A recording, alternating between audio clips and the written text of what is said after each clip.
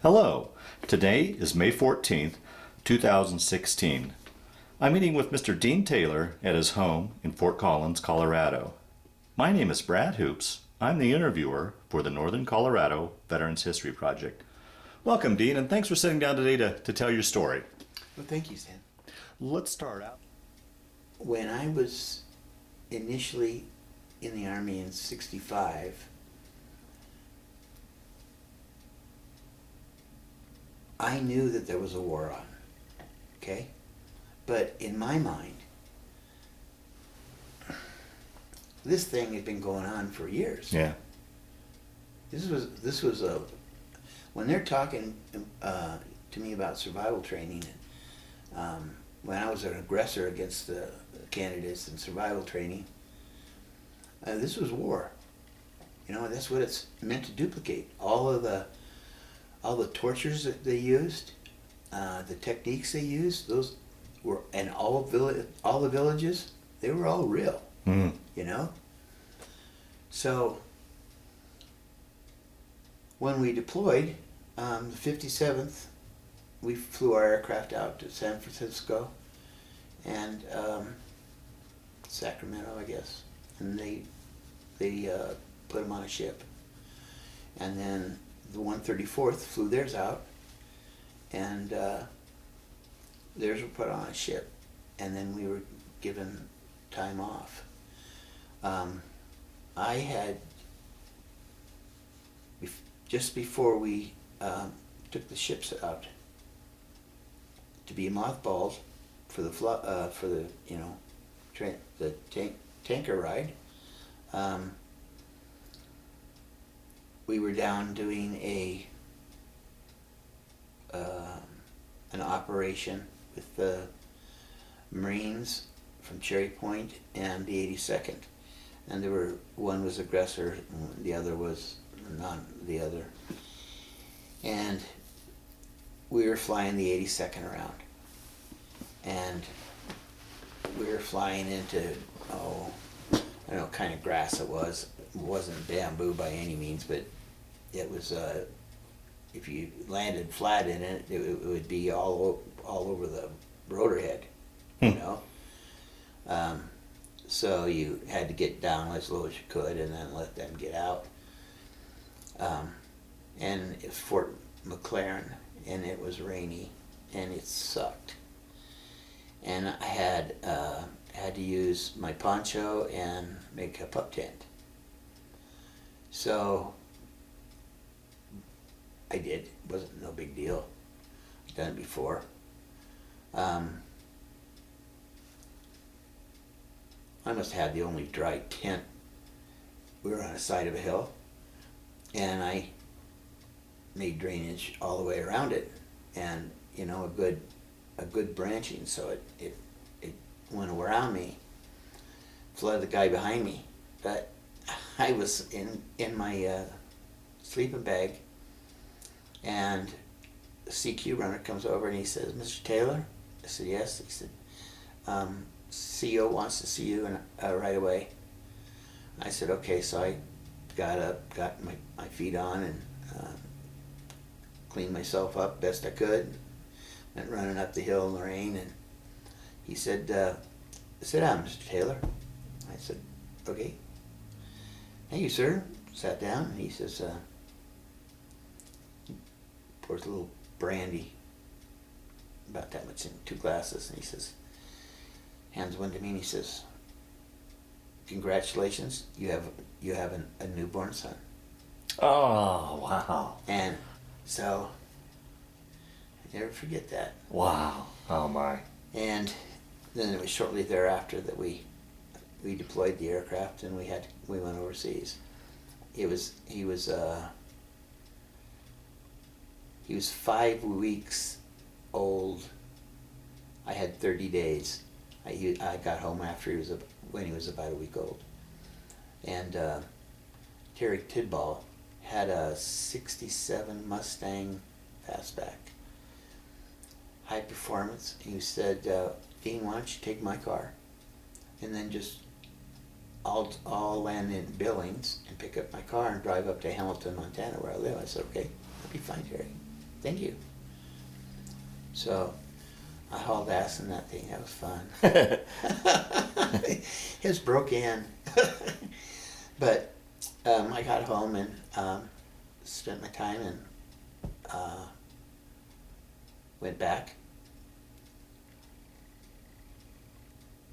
The weekend, Friday before I was going to leave on Monday, we have a copy of the Billings Gazette. They had an article showing my entire family, my mom and dad, my brother, his wife, his baby girl, who was born a week before my son, our neighbors, everybody, Ronnie Jacobson, my best man and my oldest friend, all in the house. They took a photo, and then the entire front page was me, about me. Wow. And it was pretty mystical. Anyway, got back to Fort Bragg and found out that nobody else was going to come back for 2 weeks. Shit, you know. But it didn't matter. I had said my goodbyes, and I was ready to. Was that? I mean, I think it's tough enough to deploy, but I mean, compounded by leaving a newborn, a wife behind, it had to be a tough departure for you. It was. Yeah. It was really hard to leave my wife again, and my son. Right. But I knew that at least I had left something behind in my life. Oh boy. You know, that was I already made an accomplishment, and so that was Robert Lloyd Taylor. And I got to brag. I got to pull CQ some more times, and the rest of the time I was just living free, having a good time, waiting for the boys to all get back so we could all wait for the call. And Captain Rogers, Charles David Rogers, and Lieutenant Krasinski and I rented a house back when about, well, I must have been around July of '66. And so I was staying in the house, and then finally the captain and lieutenant come back, and of course the captain got the king-size bed, and the lieutenant got the queen-size bed, and I got the fold-out couch in the third room. But, you know, what the hell? You know, you just get used to it. And anyhow, they all came back, and finally we were brought into the company, and we got our orders, and we changed. The flag was handed over to us for the 57th, and it was redesignated. And then we had a party at the O Club that night, and then the following night they called us at midnight and said to be at Fort Pope at 2 a.m. ready to depart. I mean, we had our duffel bags stacked anyway. So 2 o'clock, I was standing there by a C-140, a C-141, and its back door was down, and I'd asked the loadmaster if this was for the 57th. He said, yep, you're in the right place, that's okay. And I waited. It was, have you ever been to you've been to the Korean Wall, Mm-hmm. okay? And you see the guys walking out, and it's just 1 foot in front of the other, and you look in the wall behind it, and the faces are coming out, Mm-hmm. one after the other. Mm-hmm. And I'm standing outside in the dark, right next to this darkened aircraft, and I see all my fellow officers coming across one at a time with their bags. You know, they had left their cars or their wives, or the bus dropped them at the same gate, and they all just walked on over. And it was absolutely quiet. The crew chief said we could smoke them if we had them, but please stay behind the aircraft. And I didn't smoke at that time. So finally we all mustered and loaded up, and I never ate so many Swanson's dinners in my life. My God, that's all I had. But we went from there to Anchorage, and then weather was bad, and I shot the approach into Anchorage, and you either make the approach or you hit the mountain on the main runway. So it was quite interesting to see the rocks going by outside the windows as we were coming down. Anyway, it was did a nice job, and they put us into this unheated hangar, and we were isolated from the post. We couldn't. I said, "No coffee? Come on, no coffee? You know, coffee? I drink coffee. Since I was 3, I've drank coffee." And the steward for the aircraft we were on, he made pots and pots and brought them in, and they were in their own hot canisters, so they'd stay warm.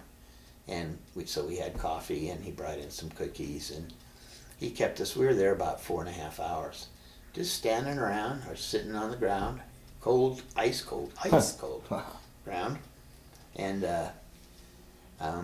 for whatever reason we had to get a deplane, and then they finally said it's time to get going again, so we loaded back up, and the bathroom was full, I would say, for the first hour, everybody unloading their bladders, but it was a very nice ride, and she's a sweet aircraft. It handles really nice. I got to fly it from, he was about an hour out of Anchorage, and I went up to the front deck, and I said, "Any chances of getting my hands on the wheel of this thing?" Oh, wow.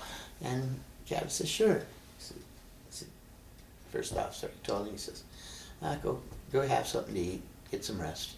You're gonna need to relieve me in a while anyway.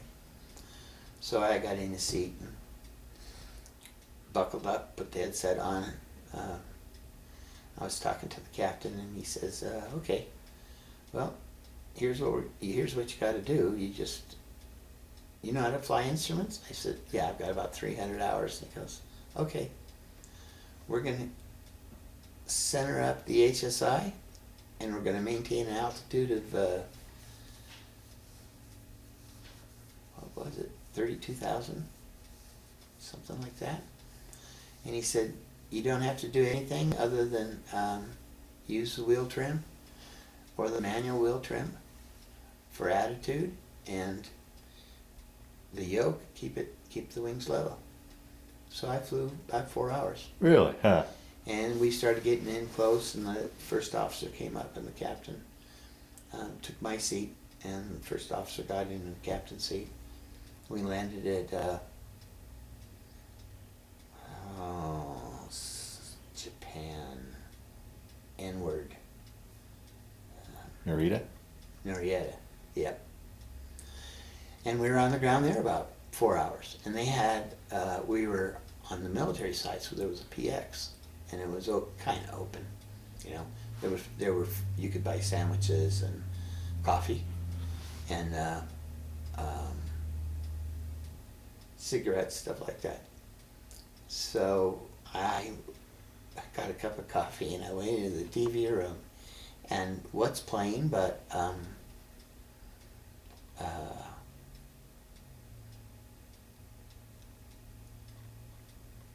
the guy, one of the sons was named Haas.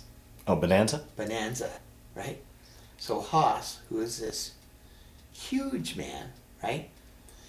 And the voice over is, "Haas, you don't know about it. You know, it was had this high little squeaky voice, right? It just like blew my mind. So I watched a half hour of Bonanza in Japanese, and it wasn't subtitled either, which made it a bitch, because you had to figure out what everything was taking place, you know. They kind of fit it together. And then they loaded us back up again, and we flew nonstop to Pleiku. And what was that segment of it like for you? Now you're not flying where you're back seated, and you've got this time to think. I mean, you're flying basically into harm's way. Do you remember? Were you thinking anything at all, or was no. No, okay.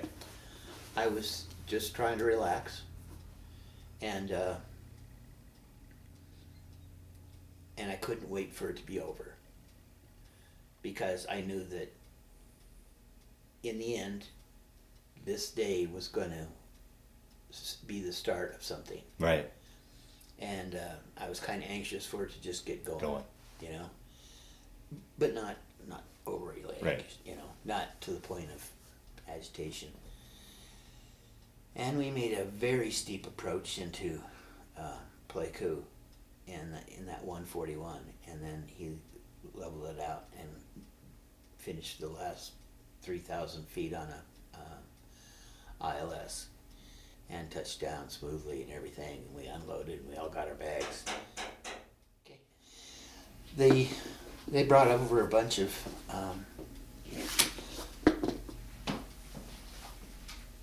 trucks. We loaded in the back, and we had to drive basically about 5 miles to go from the Air Force Base out and then a dirt road into the Army base. And because they had no place for us, we were spending the night in bunkers. Mm. The bunkers were the ones closest to the perimeter and the old aircraft revetment area. So we were as far away from camp as you could get, you know. And so we were all like, shine a light in, I ain't going in there. There's that much water in each one of them. So we ate sea rations, and we figured, what the hell, we're far enough away. We sternoed them, and we had hot seas for dinner. That was my first meal. Turn the box over and look. May 1947. Oh, jeez. My birthday. So, and they tasted just as good as the ones that were made in the later years, you know? It's amazing. But it got a little rainy, then it quit, and the sky cleared up, and I've never seen such blackness in my life. With all the lights turned out, the stars were just like you could reach up and pluck one, you know. God, it was amazing. And then there was a little firefight on the perimeter, and we had been issued Army 38s, all the officers, and they stamped on them because they were stamped. They weren't machined. The barrel was in 2 pieces with screws. It says, "Property U.S. Navy for signal purposes only." I looked at that when I reloaded it second time, and I pulled the trigger and it locked. So I just put it back in my holster and went back over to the bunker and let somebody else keep shooting. But we didn't have any of our rifles. They were all on the ship. They were going to be convoyed in. So we had 30 people had gone over earlier to start on the camp. A grader came and the Corps of Engineers came and flattened the surface. Okay, that's all they did. And they pushed the brush out about 300 to 500 yards. And where the road was on our west side, they didn't do anything with the weeds over there. So everything was kind of like pushed all east. And until they could hit a tree. Once they hit a tree, that's as far as they pushed the stuff. And we were taken up the next morning in a CH-47, landed in what was Rocket City, and the first thing I noticed was they had about 29 tents where they had put a wood floor and wood sidewalls up to about here, and then some rafter and some ones 2x4s coming down and the tent over it. And we had to build about 72 more. So we took 2 days and we had completed all of those, and then it was rolling barrels of pentaprime around to oil the dirt, and we did that, and we built we put up, there was 1 row of concertina wire, we put up 2 more, and we hung, rattle cans in them, and we had little hurdy-gurdies for telephones, field phones, out to the different perimeter bunkers, and that was it. And a big mess tent. And so like I said, there weren't more than 10 or 20 people that ate there during their stay in Fort Bragg. We were starving by the time we got done at the end of the day, and we'd set up a shower, cold water. But What time of year was this, roughly? We arrived in October 29th, Okay. 1967. Okay. So it was just the end of the rainy Monsoons. season, and had started the dry season. So we had about a week of off and on precipitation, but the quarters weren't bad, and I had a tent that was right on the very first one. If you were to walk in the main gate, and you'd walk right straight into our tent. And there were 5 of us in there: Terry Tidball, myself, John Quinn, Spencer Sullivan, and a 5th man who I can't remember. But I have a picture of him and I. We built a bar within the first couple of days with some army boxes. Ammo came in, anyhow, we made it livable, and we thought we were safe enough. We didn't have another company that ran the camp. We were our own camp. So there was 350 people, and they were made up of pilots, crew chiefs, and door gunners, and a CO, an XO, and an S1, and an S3, and that's about it, and cooks. The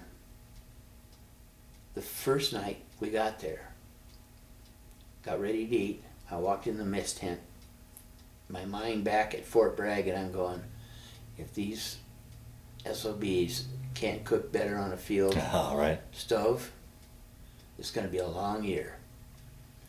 Went in, they had bee rations, so they were rehydrated steaks, and they were T-bone steaks, really good. Brown gravy, potatoes, bread, and they were all cherry, apple, peach pies. Absolutely the tastiest in the world at that time, I was just happy. And so they proved one thing. They didn't like being in the States, but they loved being field cooks. Because we put out the best grub in all of Tugor.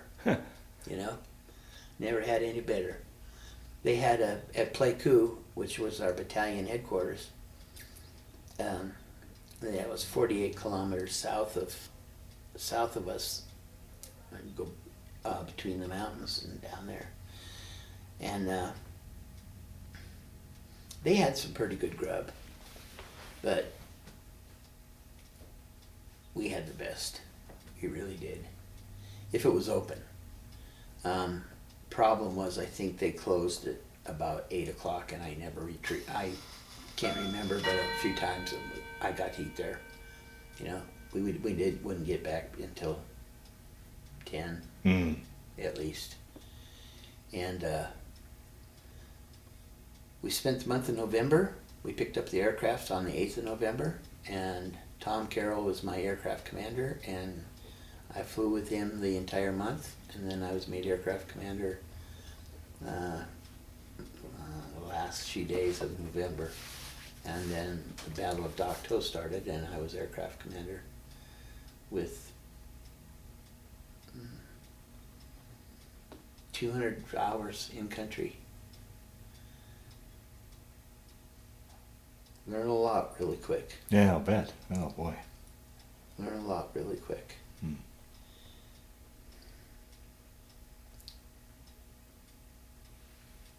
But I learned you couldn't get it all done. You could try, but you couldn't get it all done. Yeah. You know? And I felt a personal attachment to everybody who got on the aircraft. Oh. And if they were hurt, I had that attachment to really remove them. And that worked on my mind a lot. Oh, I'll bet. Yeah, yeah. You know? So, Battle of the Dak To's over, and December was the battle for Hill 875, and that was probably the bloodiest one. We had so many wounded, and so little time to pick them up, because there were concrete bunkers all over this hill, and they had to go bunker to bunker to bunker to get rid of them.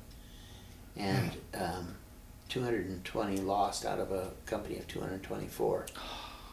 And the 101st, and they had an assembly where they had all their boots assembled on the runway in rank and file. And I went up to the top. I was picking them up in sling loads and bringing them down, and I just would go to the mortuary area, and I let the sling down and then move over, punch it off, go up, get another sling load, bring it back, and let them sort them out. And those that were needed to be evac'd, then we would load those up and take those to the 71st Evac, which is part of the Air Force Pleiku compound. But I got to pick up the last 2 people, and I flew up to the top of that hill, and it was naked. It was just bloody dirt, because everything had been blown away or burned away. And they were using flamethrowers, the North Vietnamese were. And I never dealt with a VC component ever. It was all hardcore NVA. So after that, December started. We had a little bit of involvement there, and then it was kind of calm. And Dickie Hill was my co-pilot, and I was working Dickie. He was going to be an aircraft commander at the end of the month. And on December 24th, we had been working with a Special Operations Group, FOB2, which is stationed just about 15 kilometers from our camp in Kontum. And they said, okay, this was like, I don't know, 3 in the afternoon. Head on down to Pleiku to the C team. So I went down there, landed, and they threw 28-pound ice balls, turkeys. I mean, flash frozen, as cold as you could get them, as hard as you could make them, and they rolled them into the back. And we took off and we delivered one to each Special Forces camp. We started all the way at Play Me, just north of Bamituit, and we worked all the way up to Sledgehammer, which is a listening post. It's the first mountain south of Quezon. And all along there we dropped turkeys. Every time we'd land, you had to have a drink of rum. Well, So I was a designated driver. Dickie Hill was a designated drinker. He was gone. We had to replace him with a crew chief. He just couldn't sit up straight. But we did that. We were going into, we were at about 13,000 feet due to the 50 calibers that were on the tops of the mountains. And I had them key their FM, and I just had station passage on my indicator. And I made a right turn, and all of a sudden it went kaboom, and the nose just pitched up about 65 to 70 degrees. And the engine was just spooling down, and I came down and started an auto rotation right back to the beacon. And I told him, I said, we lost an engine, we're gonna need some lights. So the mountain comes like this, and it makes a little glitch there, and then goes out here, and then this side is over here. And in this little cutout is where the camp is, and the little airfield is. And Captain Davy ran down, turned the lights on a Jeep, and I finished the auto rotation to the lights. Shut it down, we all get out, take our stuff, take the ammo, and we're humping it up back up to the camp. We get up in the camp.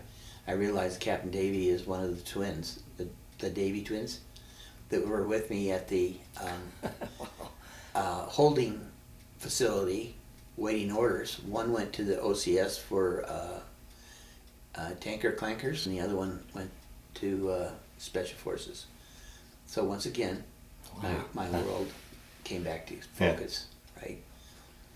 And we were up there, and we were talking on the FM radio with camp, and Captain Hugh Smith, who I did not know made it to Lieutenant General Smith,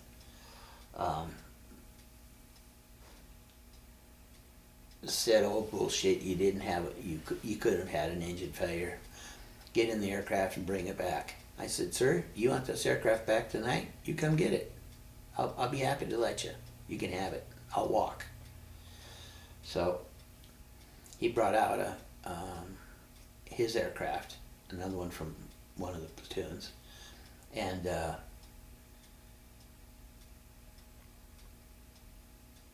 he had minimal experience flying. Okay, it's fixed wing, transitioned over to rotor wing, 25 hours. He's flying into a mountain environment he doesn't fly every day. And it's blacker than a well digger's ass, I'm telling you. Really is.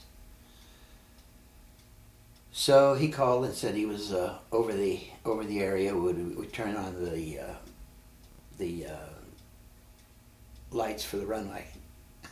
He said, there is no lights on the runway. Well, where's the aircraft? Turn on those lights. So I went down and turned on the Jeep lights, which illuminated my helicopter. And he had plenty of room, so he came in and landed.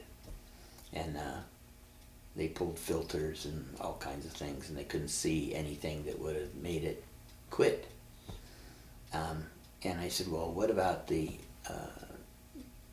variable inlet guide vanes? Could they be misadjusted?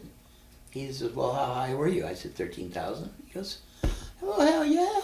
You're not supposed to go that high.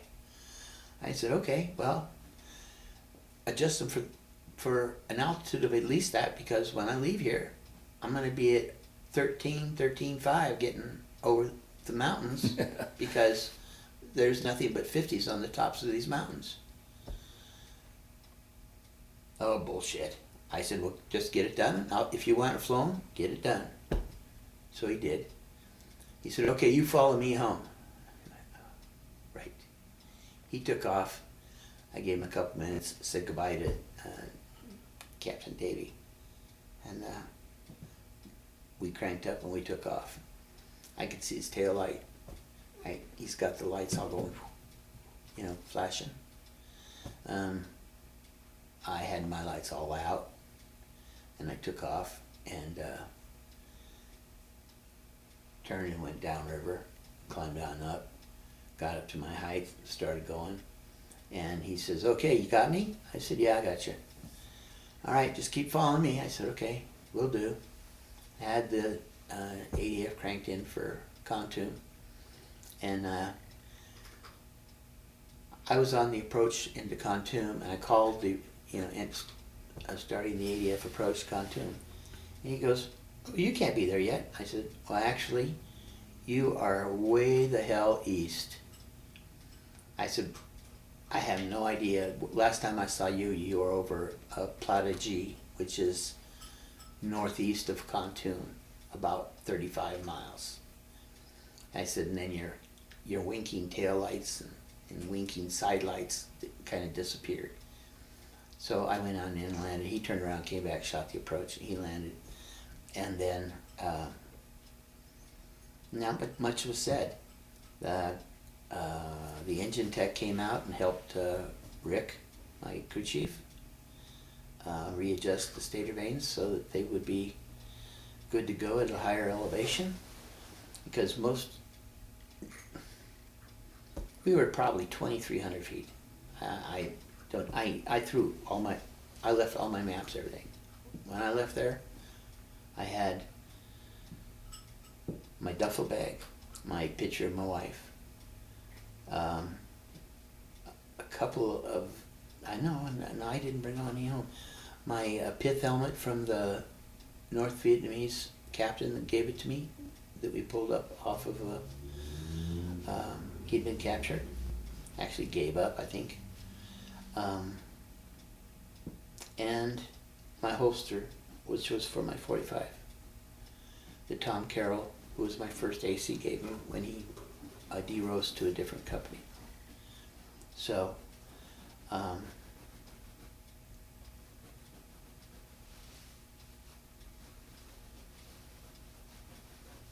December went well.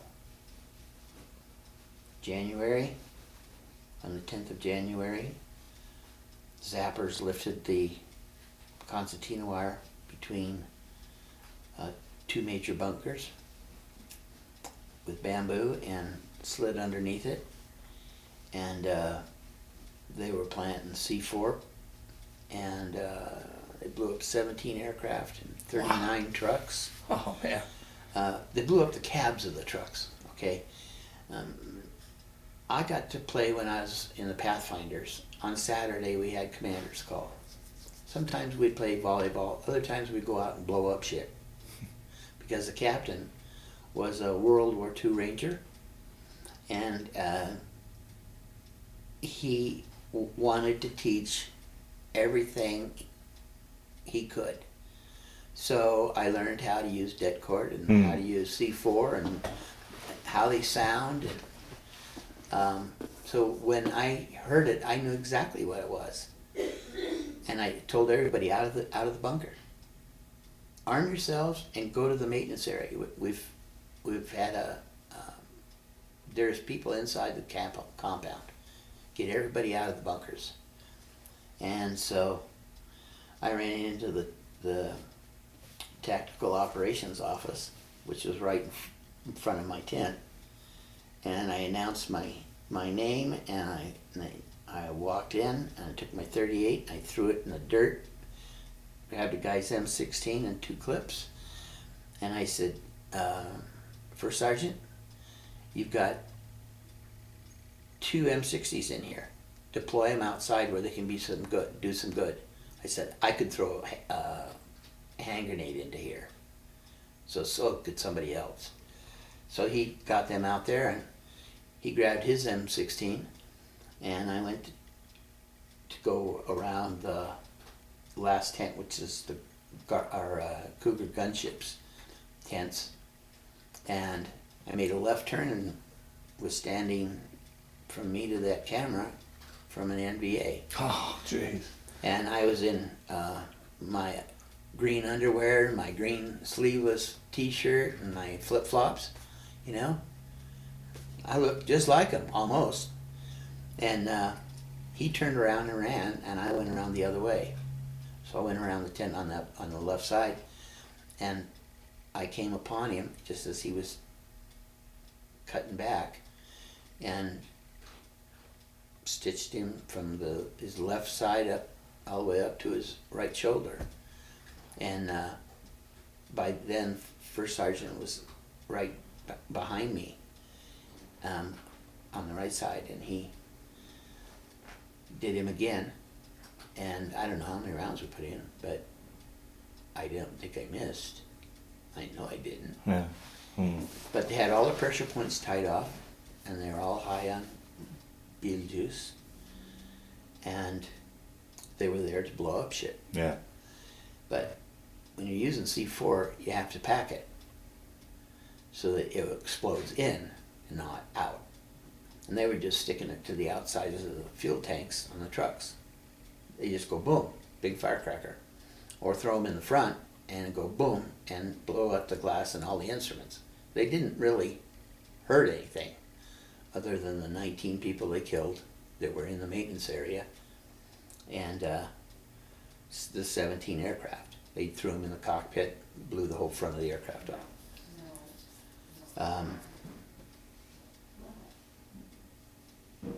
So I went straight to the maintenance area and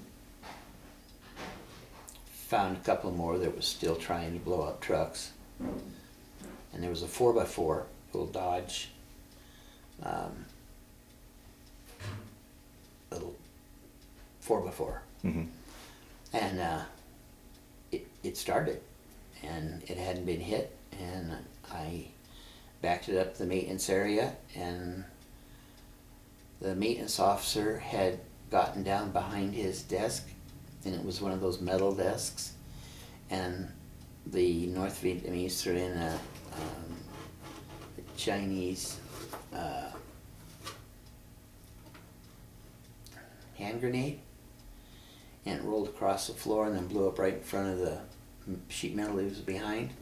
Just blew all that shit in his face and his upper body.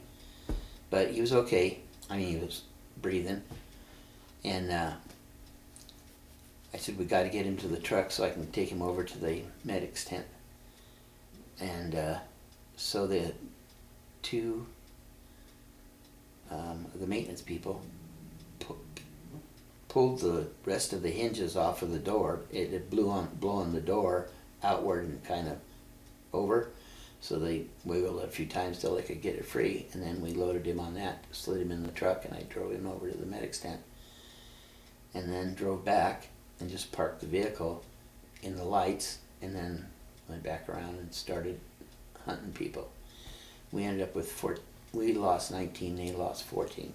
Wow. And there was a well that, this used to be an old French fort in the 1700s, until they were kicked out at Ninh Binh Phu, 62, something like that. So this had been in place a long time, and this well was all painted white. Army paints everything white, so it was pretty. We didn't use it; it was just a well, right? Come to find out, there was a tunnel out of that well that went out about 150 yards, and it came back up. So that's their E&E route. And they wrote,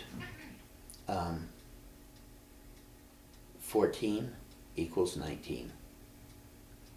They had the body count already down. Hmm. So they blew up every one of our rocket pods and every one of our miniguns. They were all in for maintenance at the same time. And they just threw 2 hunks of C4 into the trailer where the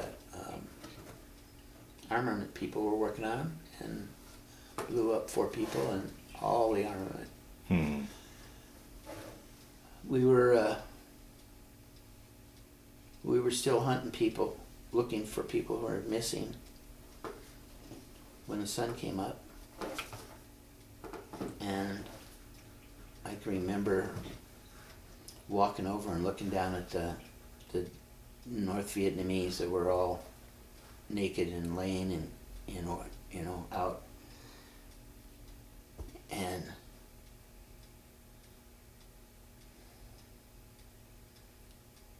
they were children.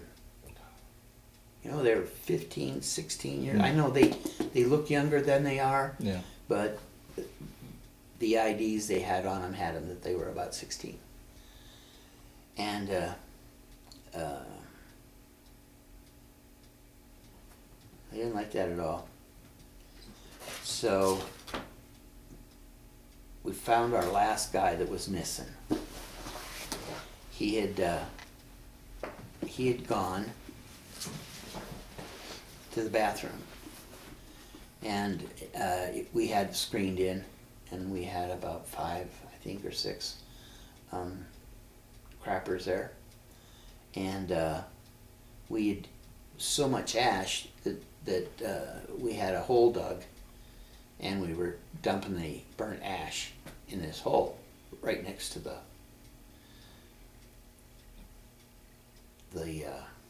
latrine.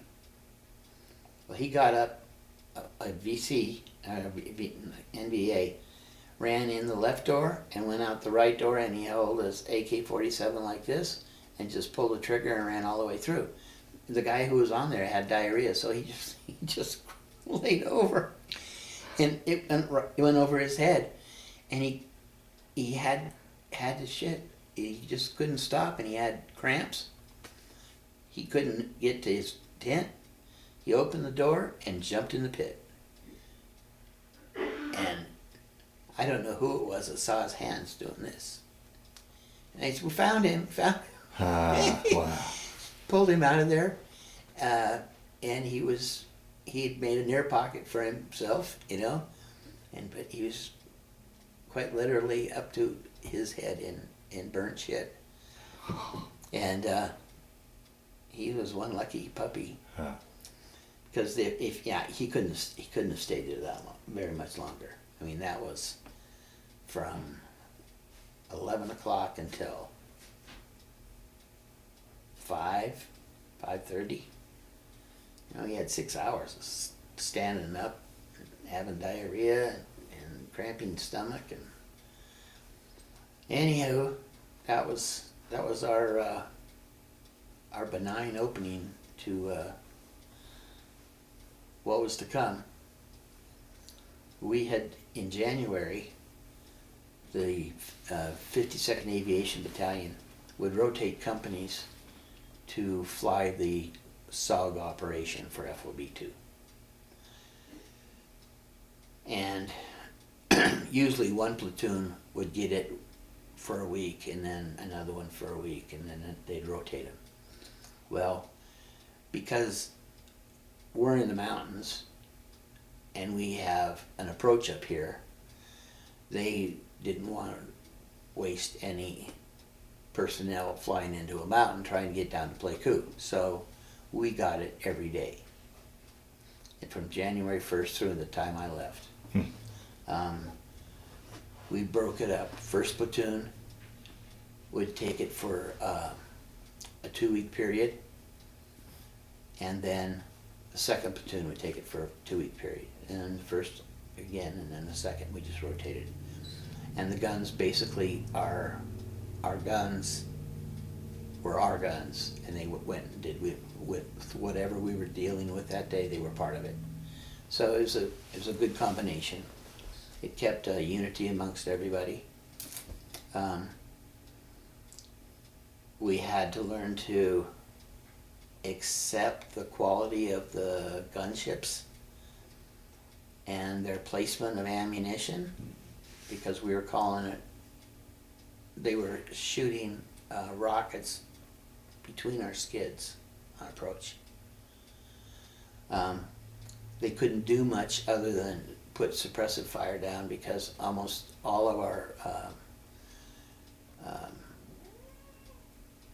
our landings were in Cambodia, Laos, and up north.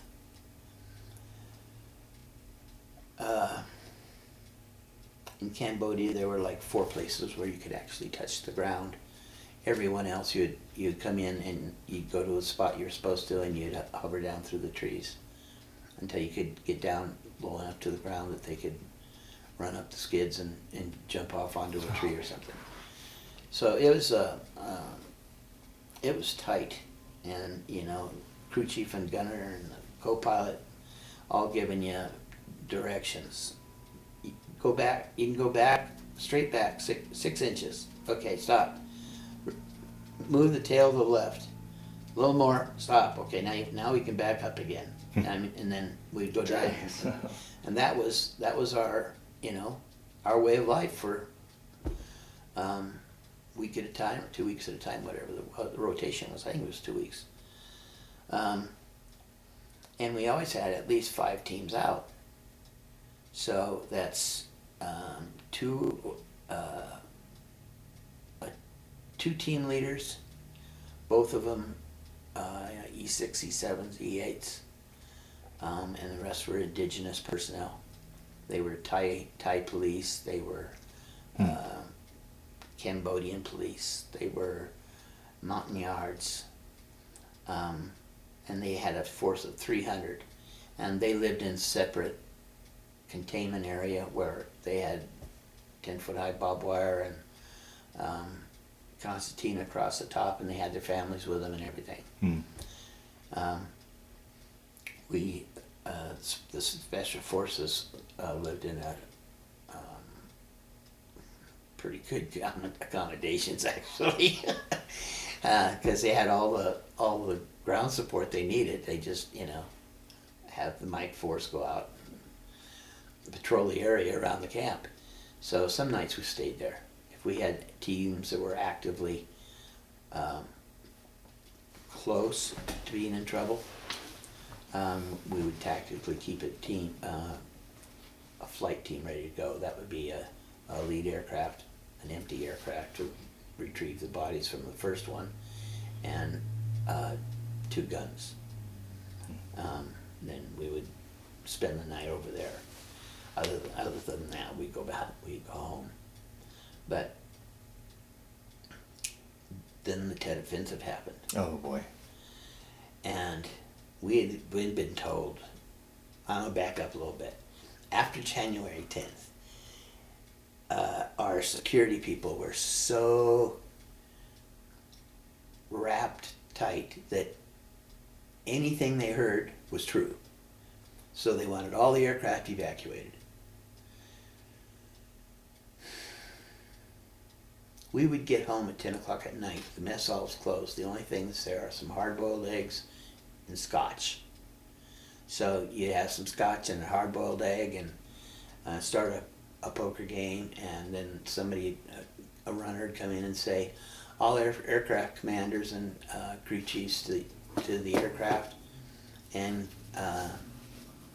fly them directly down to Pleiku. And check in with them on frequency such and such. So we, might have had 1 or 2 drinks, a couple of eggs, off we go. Rain or shine. And then we'd land, and they'd put us in the old, where I first landed, where they put us in that first area, way out of nowhere, and we had all these aircraft revetments, and we filled them up. 3 nights in a row. On the 4th night,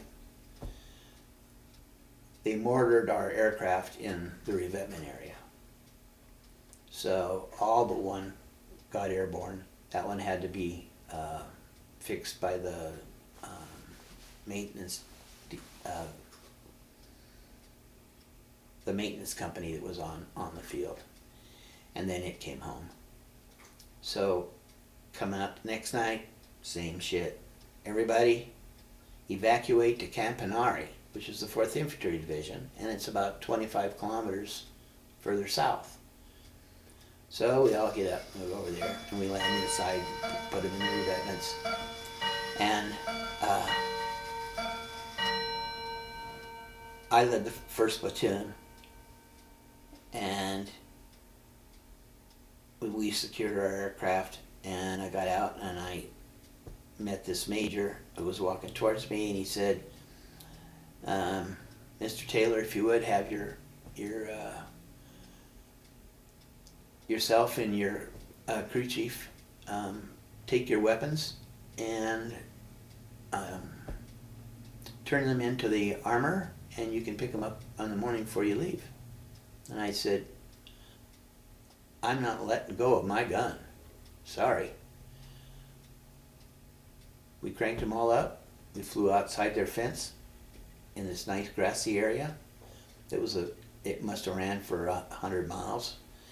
Anyway, we just parked our aircraft in one big circle. We had a bonfire. We had cases of beer. We had sea rations. And we just pretty much stayed all outside their perimeter, and he's on the inside yelling, right, yeah. Next morning we got up, we flew home, and got told that we'd done a no-no, that we'd embarrassed the 4th Infantry Division. I said, nobody's going to make me take my gun and give it away. I said, sorry. So, unless they declassify this to a training mission, okay? So, then the tit happens. And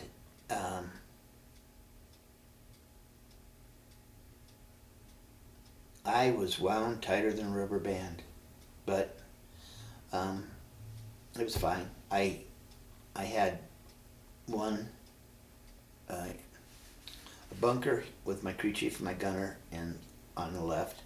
On the right I had another bunker which had 2 warrant officers and a crew chief, and then I had a 3rd bunker over here, and they were probably 50 yards apart.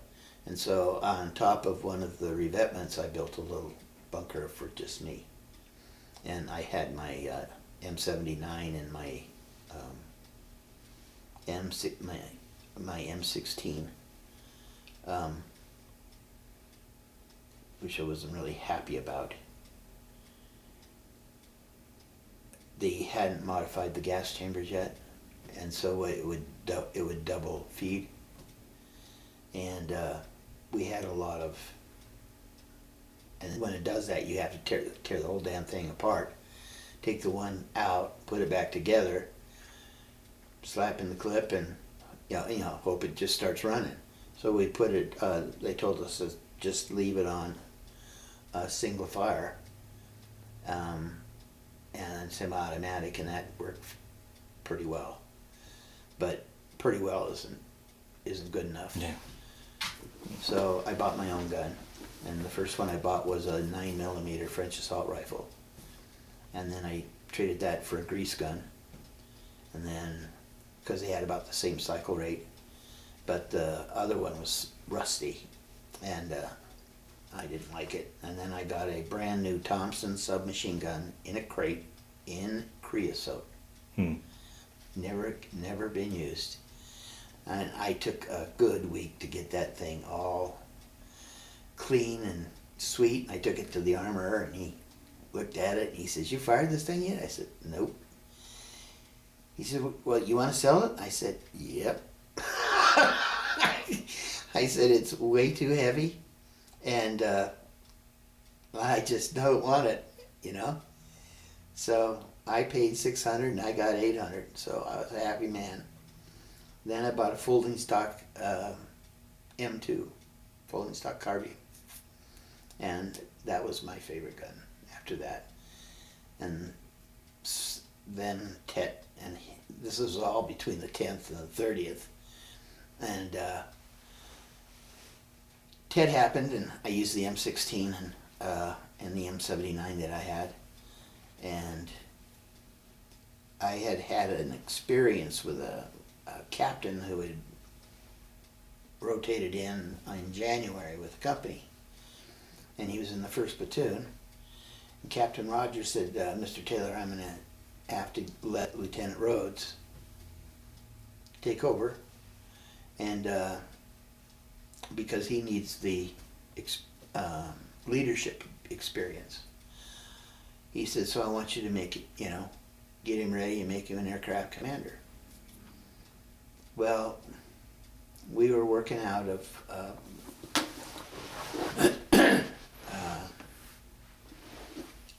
Polyclane, which is Special Forces basis just over the first set of mountains south of Docto, and it's kind of in the open. I'm just on a little hillock with a higher terrain all around it. We were inserting the 4th Infantry Division into an LZ that had been blown by our gunships and some 105 artillery. Knocked the trees down, and it was tight. Maybe 3 feet on clearance on each side. And so I'm coming in, and we're taking hits, and every light on my caution and my warning lights were flashing. And I said, Lieutenant Rhodes, where are the instruments at this point? Give me their readings. And he didn't answer me. And I said, Lieutenant Rhodes, he didn't answer me. I took a quick look, and he was reading the Bible. Oh, jeez. I grabbed the Bible, I slapped him in the face, and I threw it out his window. That was first time. A couple days later, did it again. I went in and I told Captain Rogers, you want to make him an aircraft commander? You go for it. I said, that man will never fly in my aircraft again. And I told him why. So then Tet happens just after that. And Lieutenant Rhodes lives in the same tent as Captain Rogers. So, and they had I had bunker, mine, bunker, and then they went up from there. And a runner comes over and he says, Captain Rogers wants you to bring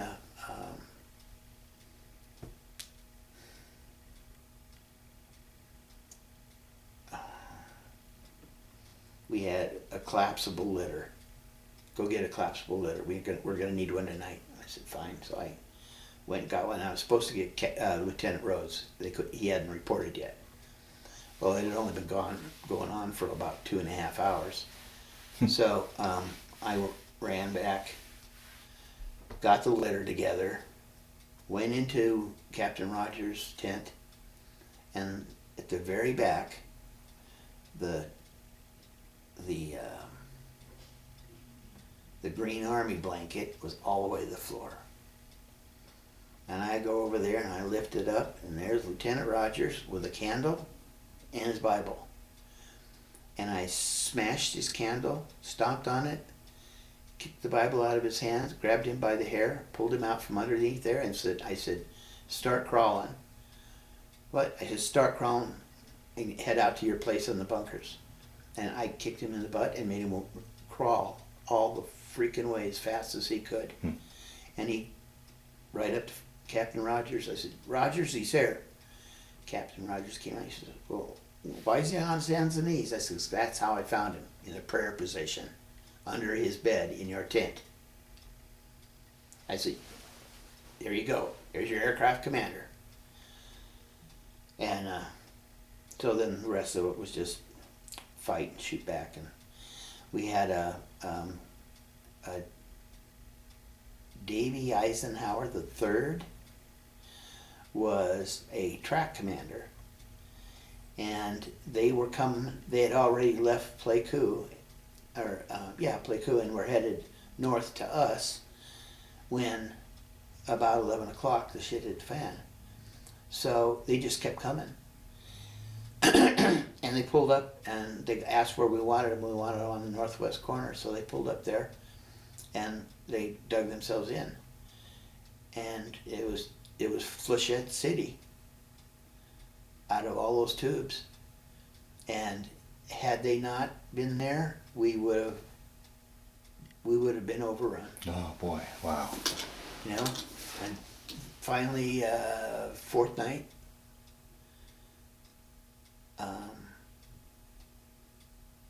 Super Spook shows up on scene, and C-130, AC 130, and he goes, okay, where do you want it?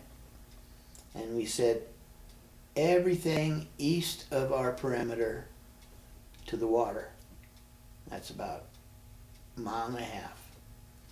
And they went around, and there's just this orange, 20-foot diameter orange circle going right to the ground. Wow. Unbelievable. Wow. Wow. The noise, and all incoming fire stopped right away. And like I said, about 300 feet out, we had big trees. I mean, really big trees. There was a guy that had tied himself off to an upper limb on a tree that was 480 yards out because I couldn't get him with my M79. He was just that much too far. And I got flustered because he was calling in all the mortar.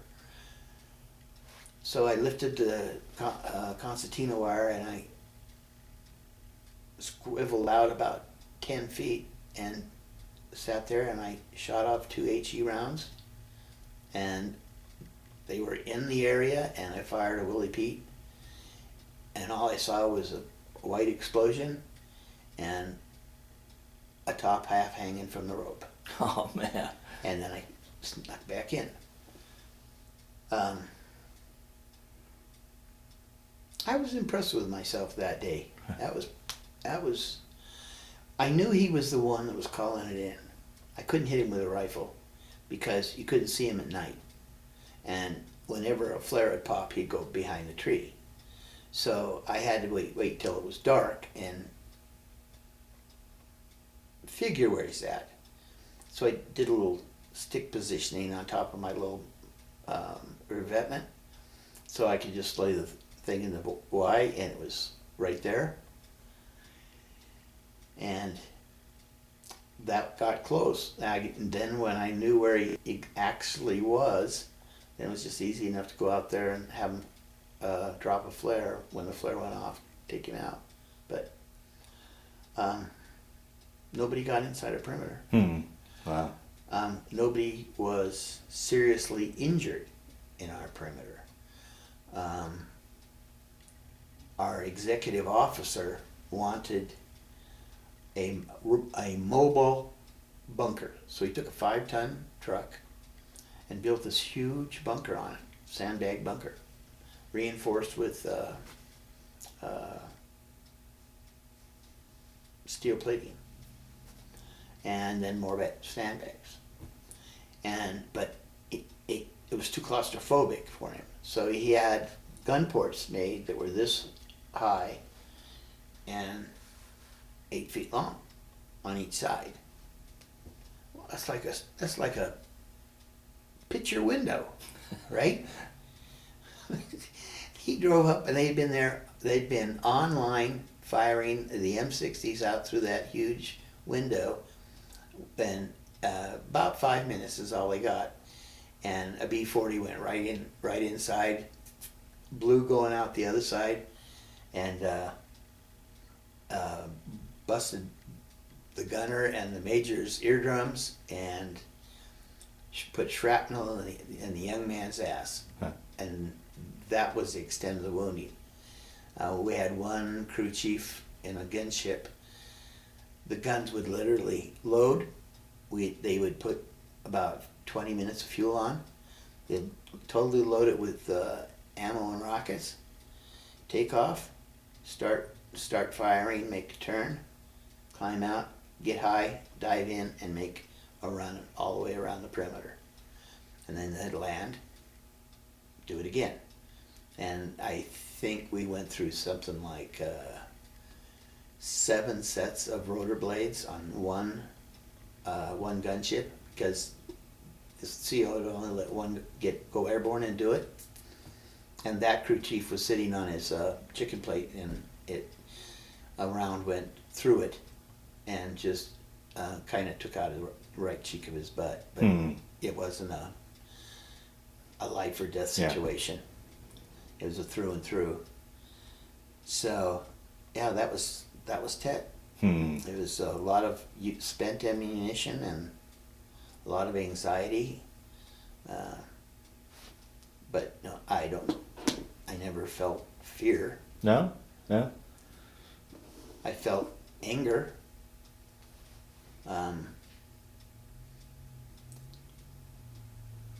My gunner wouldn't stay inside the bunker on my left. He'd get out and he'd fire over the top because he was afraid that they'd come up behind him and get in. I told him, I said, I'm up here, and my idea is to cover your back and this one's back. So I said, I've got 2 M60s up here now, one in each position. Stay inside. Him and Rick got out. We're shooting over it, and a mortar went off right in front of his face. It took the bridge of his nose all the way to almost to his little piggy nose.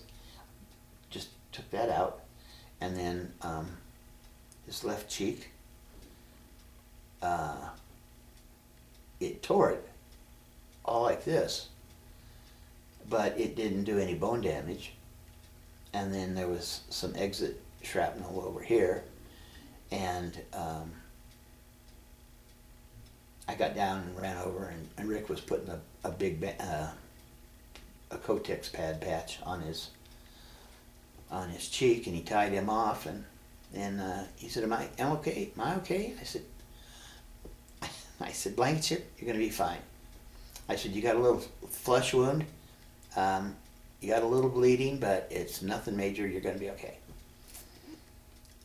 I said, "Rick, get him to the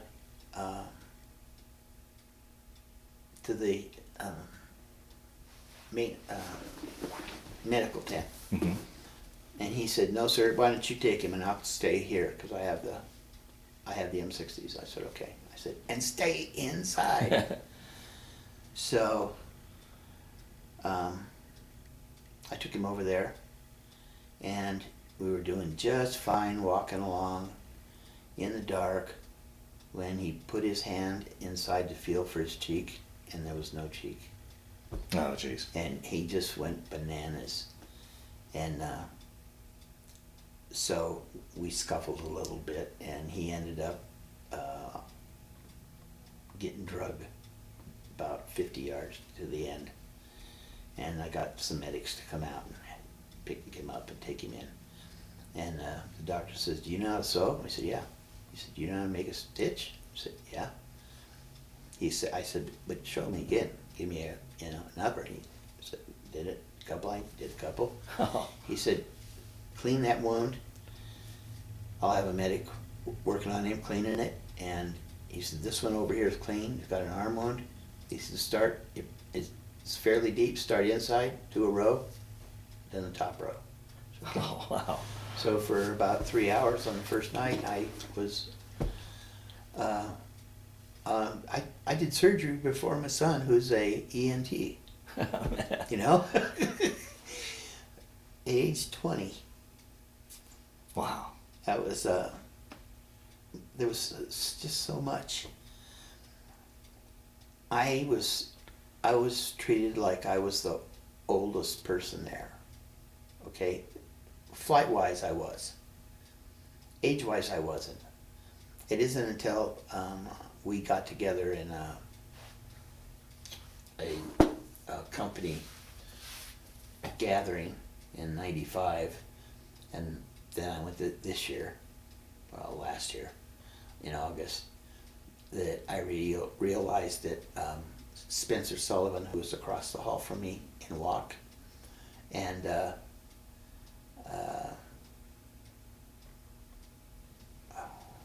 was his name? We called him Lead Ass because he flew so low he would always get shot at. Anyway, one was 74 and one was 73. And I just turned 68. You know, I didn't realize there was that age difference. There just didn't seem to exist one, you know? I knew Rogers was probably older than me because he was a captain. He'd been in for a couple of years. He went to ROTC in college, and so had Lieutenant Krasinski. They both were ROTC cadets. So, you know, they were at least 5-6 years older than me. But in essence, they were more like 10, 29 or 30. Wow. So, but there just didn't seem to be any age variation, you know.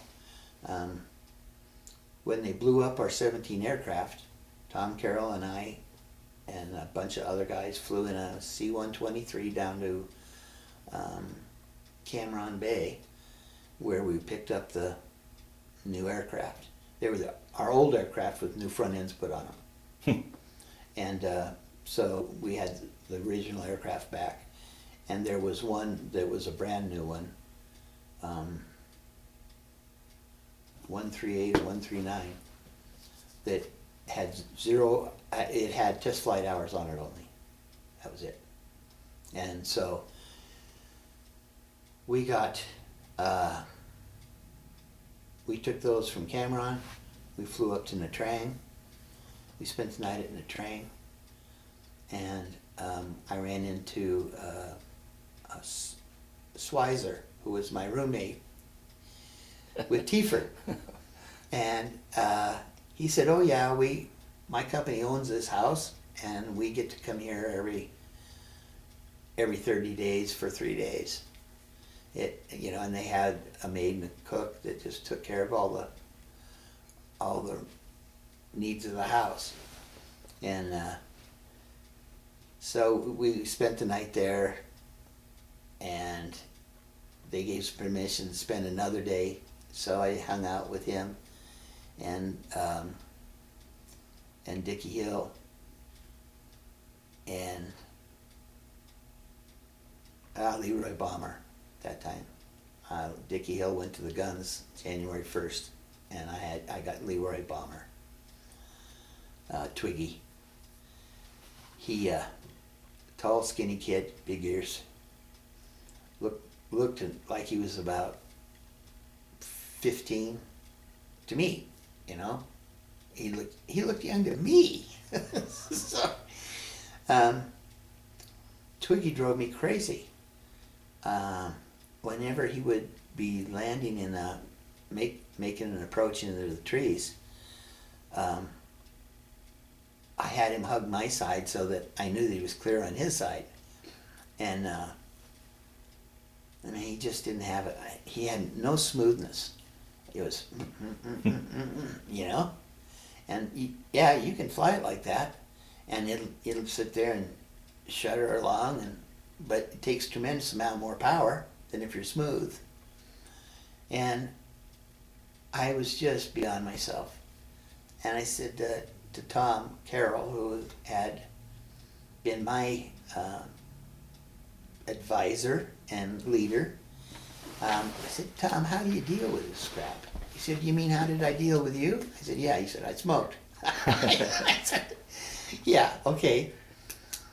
So I got every week we got a case, a box of cartons, a case of cartons of all different brands of cigarettes in each tent. Huh. Okay, and I tried a Winston, and I liked it, so I started smoking Winston's. Whenever Twiggy flew, I lit up. When I flew, I didn't. When Twiggy did, I lit up. And, of course, got hooked on smoking. Learned to be an alcoholic real quick, because if that's all you have at night, Wow. that's what you're going to have. Yeah. And it was just a swirl the way things went. We had a good reputation. By the end of 6 months, we were extremely effective with FOB2, and they requested that we not ever be changed to another company. And so, as far as I know, until they moved down to On-K, and I'm not sure if that was 72 or 73, they were at Khartoum, and they supported FOB2. Yeah. And they ramped up so much, I think the whole company supported FOB2. Huh.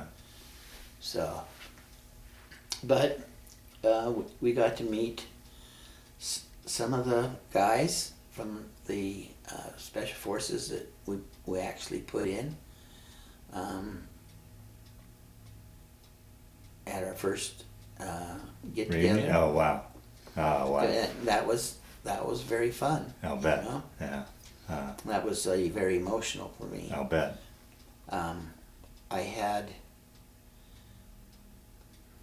I had started having, well, when I got out of Vietnam, I went to Germany. I got home, I'd been home 2 weeks, and I got notification of hitting San Francisco and going back over, and I called Warrant Officer Branch and I said, I don't mind. I didn't want to leave, really. They were going to send you on a second tour back to? Yeah. I said, but I want 30 days. I said, then you can send me back, but I want 30 days. They said, well, would you like to go somewhere else? I said, in 2 weeks? No, I will be here for 30 days. They said, okay, well, how about we send you to Germany? I said, in 30 days, They go, okay. So we had everything shipped over, and I packed Mom and the baby up, and who was 14 months. And how was that? How was that for your son to have this stranger back home? Yeah, I don't know. He was well entertained. He had 2 grandpas, one which was very active with him. He had 2 grandmas. He had his mother.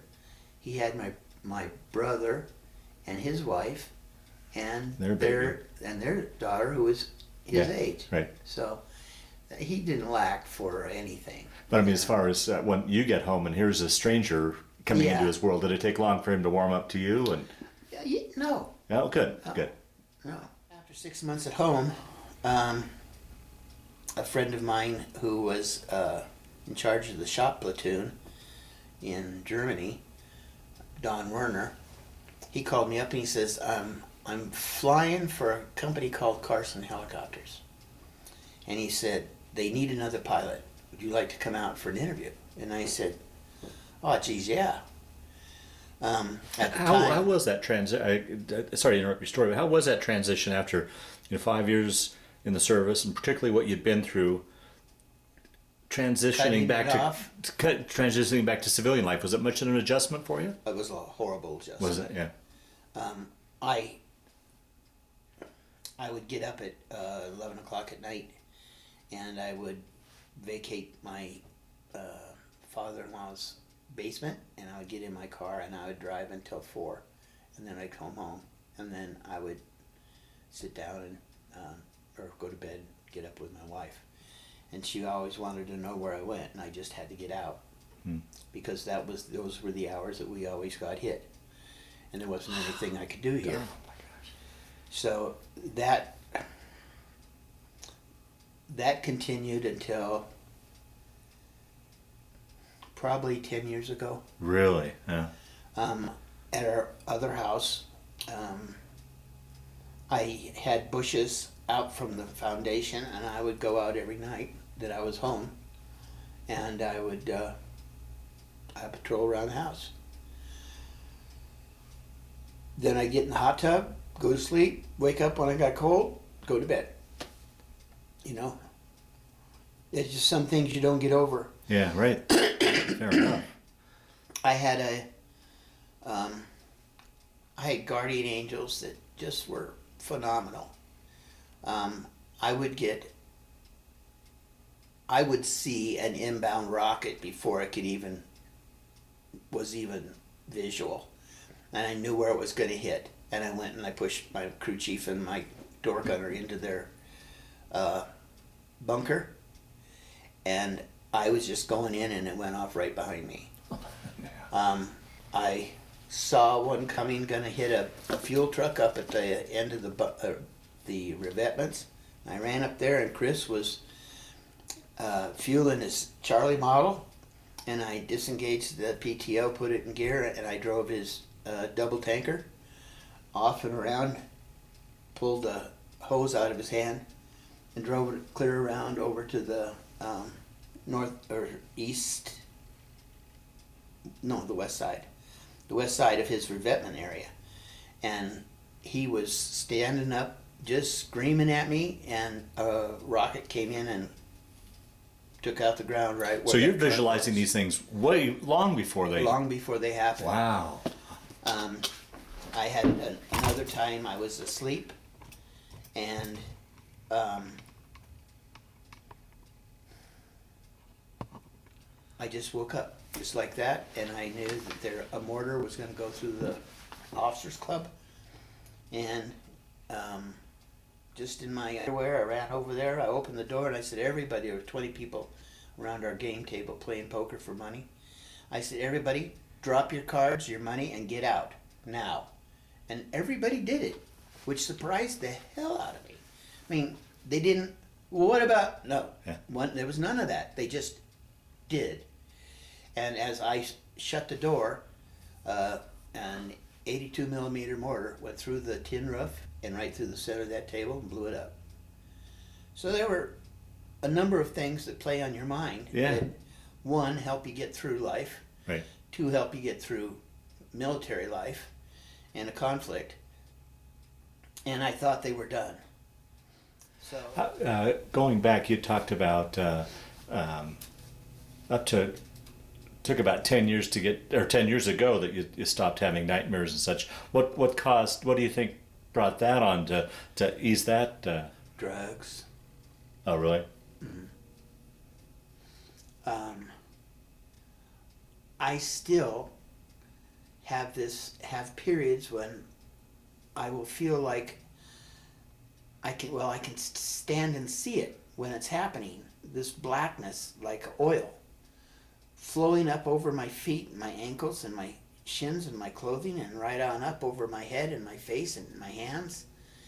And I am just in a total rage.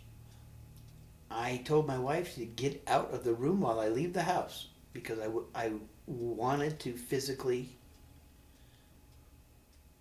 twist her neck. Yeah. You know?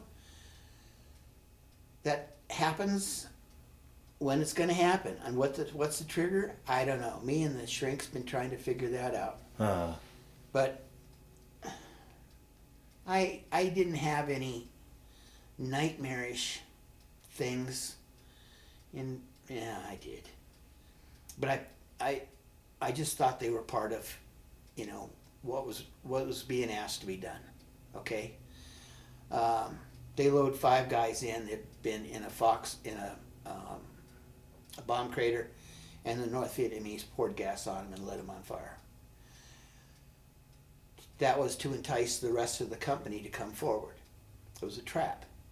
Well, when they finally got them, they were pretty well charcoaled, and we loaded them in the aircraft, and I was taking them down to 71st Evac down by Pleiku, and they were taking them out, and I said, I think they all got to go to the morgue. And I looked back over my right shoulder, and I could see this, no lips, but a mouth go, I could see, help me. And I just lost it. They picked him up, and I said, that's alive. He's alive. Well, he didn't live very long, thank God, but they pumped him full of morphine and made him happy for the rest, till he died. But that's a moment I will never forget. Yeah, I don't know how you could. Or the first time that I saw that North Vietnamese and shot him in the face.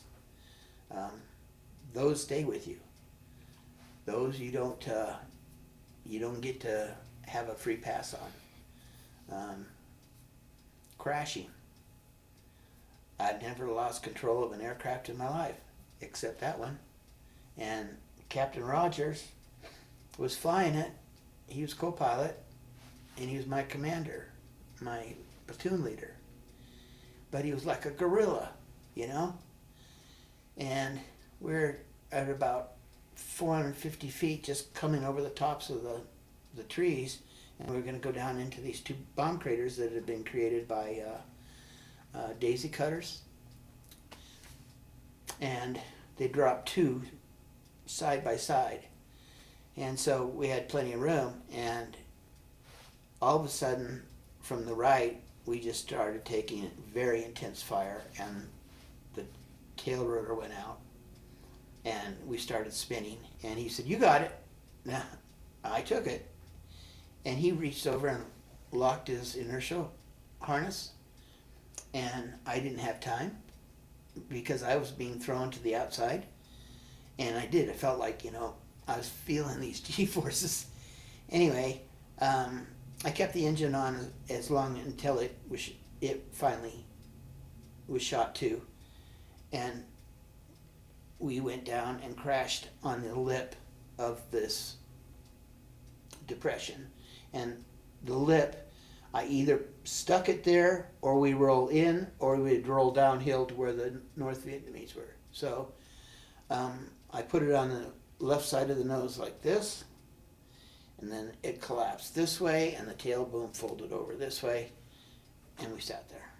Oh, man. My harness didn't latch. I hit the door frame with my helmet. It split my helmet in half. My left boot was just shot off my foot like I didn't have any laces. I felt and I heard Dave Rogers go, "We gotta go." And he undid, and he jumped. He was up. He jumped down on my thigh and out through the front. He was about 280 pounds. And the only thing in my mind was, not what's going on. It's, he tried to break my freaking leg, So I undo my harness, and I fall head first down into the pedals. And I'm down in there after I lost my helmet, and I can't get disentangled, so I crawled and dug my way out of the chin bubble up to get out, and then I reached back in, and I was unconscious for a while, and then the only thing I had left out of my M79 that I had multiple loads for, my M2 folding stock carbine that I had 50 clips for, my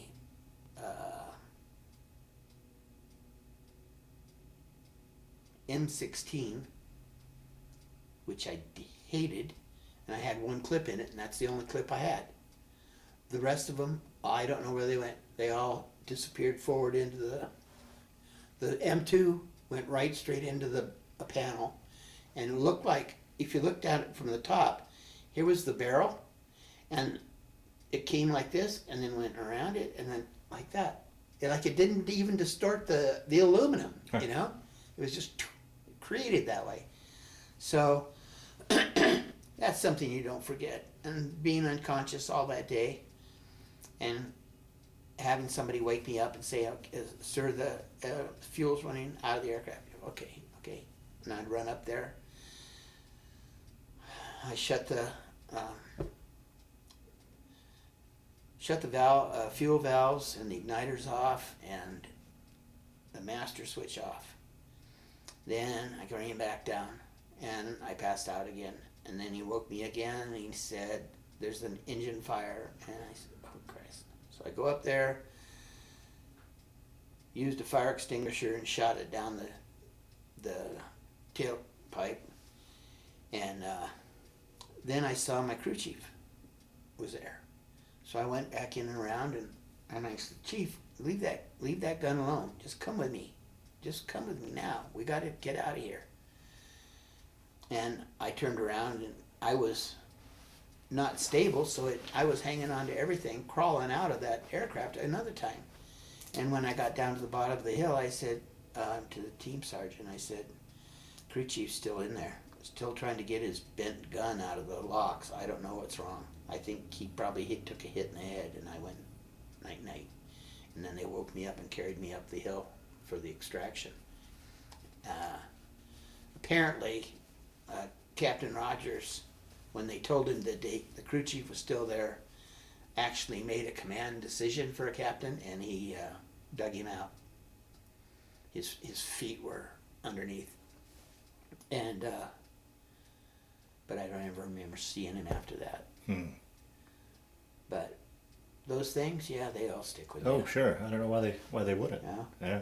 My dad said, when you go hunting, you don't hunt for fun.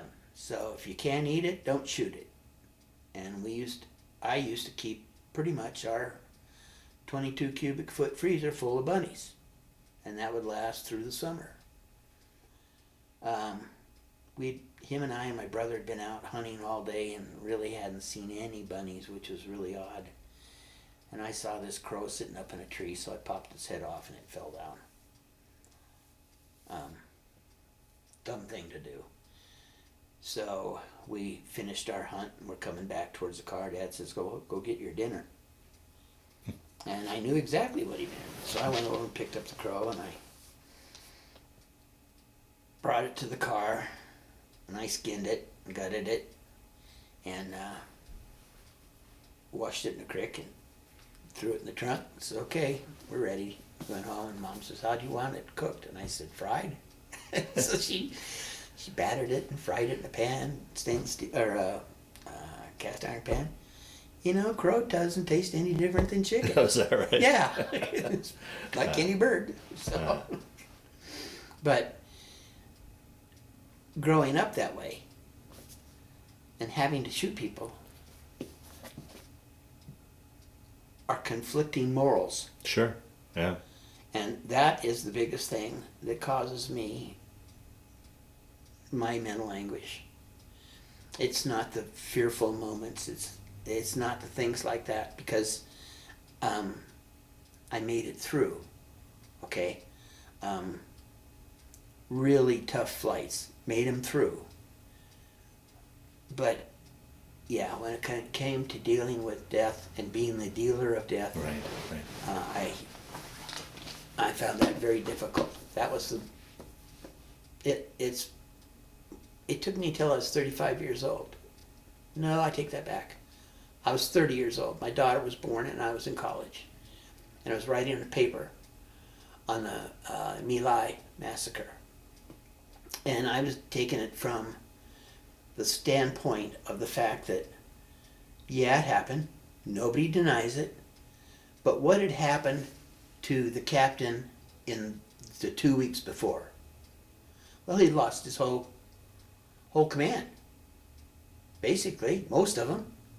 And he'd gotten replacements in, right? But he was just, he had had so much for so long of losing people day in, day out, that, yeah, he snapped. And, but he certainly didn't deserve to be hung by the, have the army hold him up and say, look at this. It's just, he made us look bad. And that's what it was about. Yeah. Wow. So at that point, that was the first time I started looking at newspapers to look up articles. But before that, I never looked at a newspaper or watched a news report. Never did. Never watched a Vietnam movie other than The Green Beret,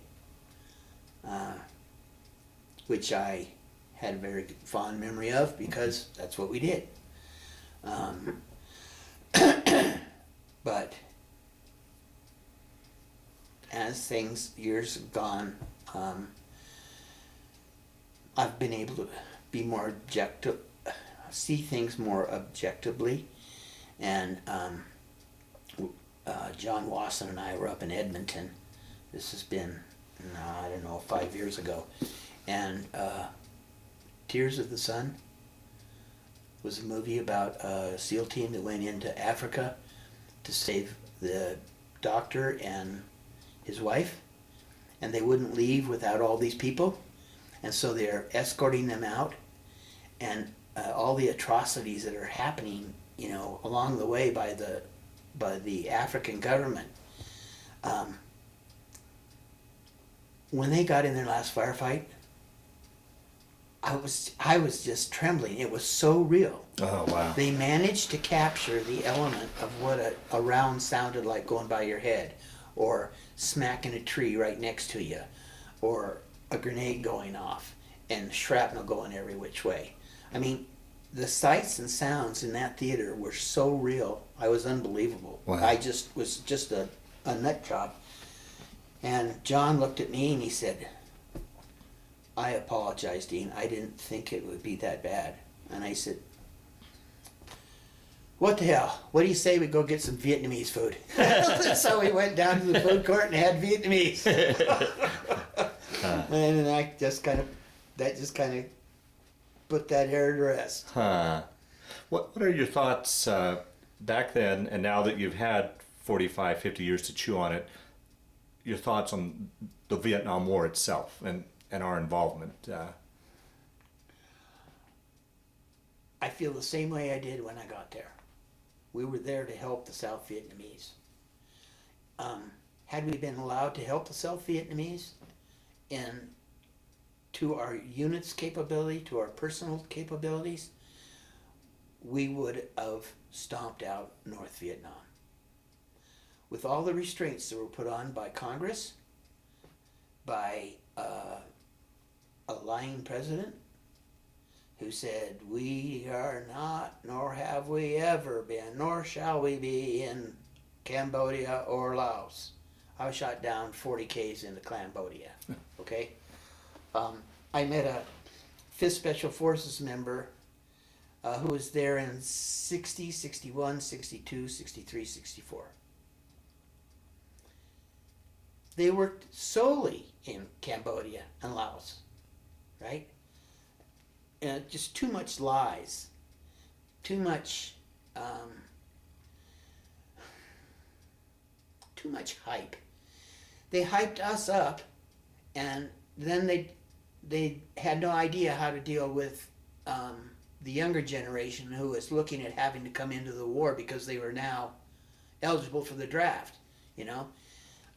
And we had a major that showed up every single night at the O Club in his fresh starched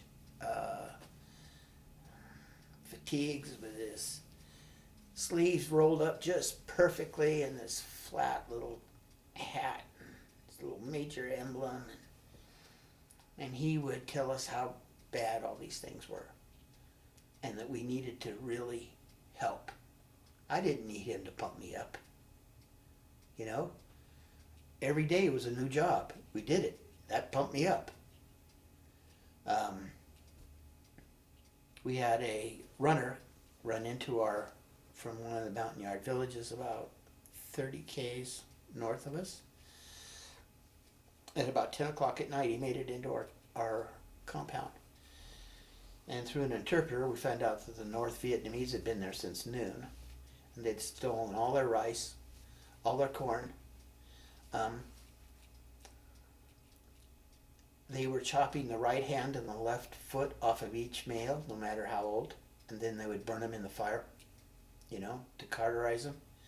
And any woman who was pregnant, they just stab them with a bayonet and leave it in there.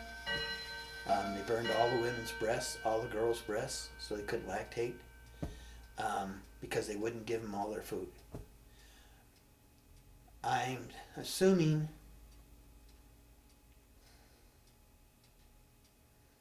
that was by 10. By noon, by midnight, we had 2 companies of the 4th Infantry Division and 1 Special Forces unit on short final to that camp, and they were all gone. So the force split out and tried to hunt them down, and we just took casualties, the whole village. That was very ucky, you know. And then you listen to Westmoreland and how great we're doing, and we got so many pairs of ears, and blah blah blah blah blah. No. If you're gonna fight a war, fight a war. And then we never went in there to win. Yeah. It was a holding action. When I went back in 2003. Oh, so you've gone back to Vietnam? Oh, Yeah. you have? Yeah. I went back to Saigon for about 3 days, and then I met a woman who was an expatriate, and she was going back to live with her family in Saigon, Ho Chi Minh City, and we were on the same JAL out of Tokyo, and she said, when we get there, you and I stand together, and you will be my my lover. Okay, so we're a couple, and she got me through security because they had signs in every language on the earth except for English. Really? Huh. Yeah. And so she got me out there, and I was waiting for my stuff to come out, and I got it, and she had gone over and talked to this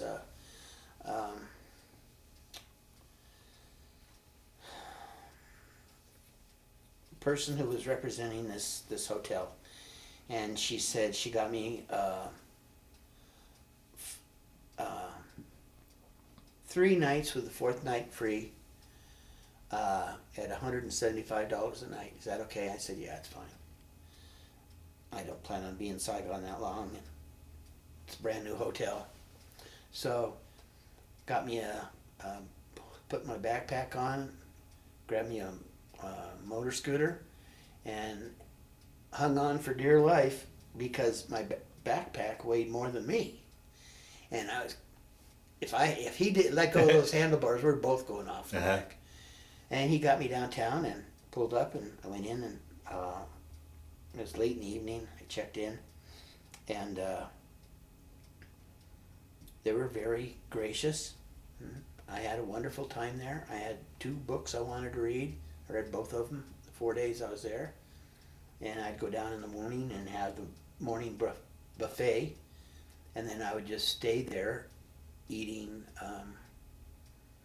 croissants and fruit and coffee, cups after cup, and read my book. And I'd have lunch. And I'd have my dinner. I'd go upstairs to the... It was odd. Then I go out and I visited Saigon. Right, here I am, my shaved head, sweating like a pig, okay?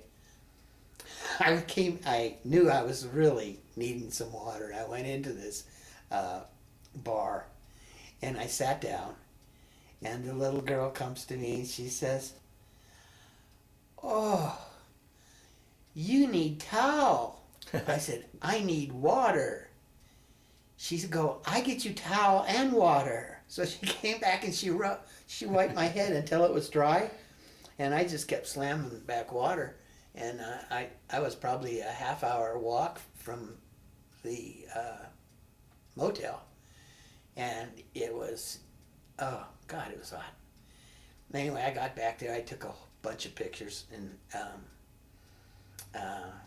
got a flight to go from Saigon to Pleiku, and got on it, got up there, went through customs, and went outside, and there were 5 or 6 people with motor scooters, but backed up to the curb, but nobody saying anything. Nobody spoke English, and if they did, they didn't admit it. So I said, "Khantoum." And one guy says, 70,000 dong. And I said, "Okay, we leave now?" I have to stop 3 places first. We first stopped at a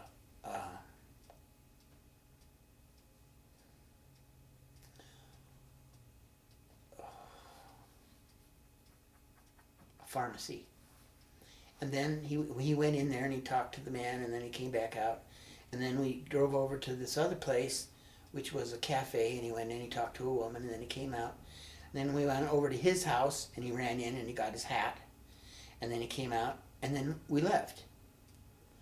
And all I could think of was, this guy's either setting me up or he's afraid of his own life, for his own life. Oh, wow. So he drove like a raped ape all the way 48 kilometers up to Khartoum, crossed the bridge and pulled into the first hotel. And I went in, got a room, and got a shower. I paid him, and came back out about an hour and a half later, and I said, "What's up?" He goes, "I know." So I got on the back, and he takes me down and around. We end up at the Eva Cafe, and it's owned by a French artist, and he's the cultural minister for Khartoum, the Khartoum area, and he's not a communist. Every 2 years he has to go to 2 weeks of school or raise his hand and said, "I be commie." Okay? He said, "I never will, but they let me have this because of my credentials and my history." And so he had everything in there was carved pieces of wood. It was all my pictures of it are just stunning, you know, other than I'm a poor photographer, but there wasn't an element that was missing that he hadn't carved or stacked rocks or whatever it took, you know. And he could speak English, and it took him a day to get me to say Mr. That was good enough. And then he said, "What do you want to do?" And I said, "I want to visit the mountain yards. I came here to support the mountain yards." I said, I want to meet the mountain yards as they exist today." And so we started, and we went to several of them, and he took me to this one that was just getting a new pagoda, you know, a roof like that, and it's like this in the center. And he said, "We're going to consecrate it Saturday." And I said, that would be fun. So he takes me in to meet the wise man, and I swear, I sat down, I looked him in the face, and I said, "I know you." He said, "I know you FOB too." And I said, "Yeah." He said, "You fly me." He was the interpreter for the 25th, and then when they left, he was with the Special Forces. And we drank a jug of rice wine, and with bamboo straws, and it was amazing. It was the best 24 hours of my time there. And I came back into town the next day, and I was going to have to leave, and Mr. Ong had transferred me to a different hotel that had air conditioning, and it was only $5 a night. So, and there was a real good restaurant right across the street. So I had the best French fries and the best strip steak ever there, and I had the nicest room and the sweetest people. And so I was there, and the woman who owned it, her husband, she comes running, and she breaks into my room. I mean, you know, just turned the handle and walked in, which they don't do that. And she goes, Mr. Dean, come. Okay, so I go out, and here's this guy, Tom something. and he's riding on a Chinese motorcycle because it's the biggest you can get. You can only have 125 cc's, and anything higher than that has to belong to the police. And so it looked like a lowrider, you know. He said we changed every nut and bolt on this thing so it'll finally hold together. But he had a female prostitute with him that was showing him around the country for about 4 months. And he said, well, we're going up to Mile High. I said, oh, you are? I said, well, Jerome Smith and I established Mile High. He goes, yeah, right, you know. So he rode up there and came back, and that night he saw me in the marketplace, and he showed me a M79 round that hadn't gone off.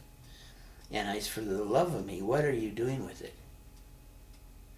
He goes, well, it hasn't gone off now. I said, doesn't mean you don't turn it 2 times and it does. And he had something else. Oh, a Claymore mine that the wires had been pulled out of. And I said, well, you want to keep that? Because I said, take the BBs out of there and fill your shotgun loads with that. Makes a wonderful mess. Take out a whole wall. He goes, okay. Well, if I'm ever around, I'll see you again. He said, where are you headed? I said, I'm headed in the train in a couple of days, down to Quignon and then the train.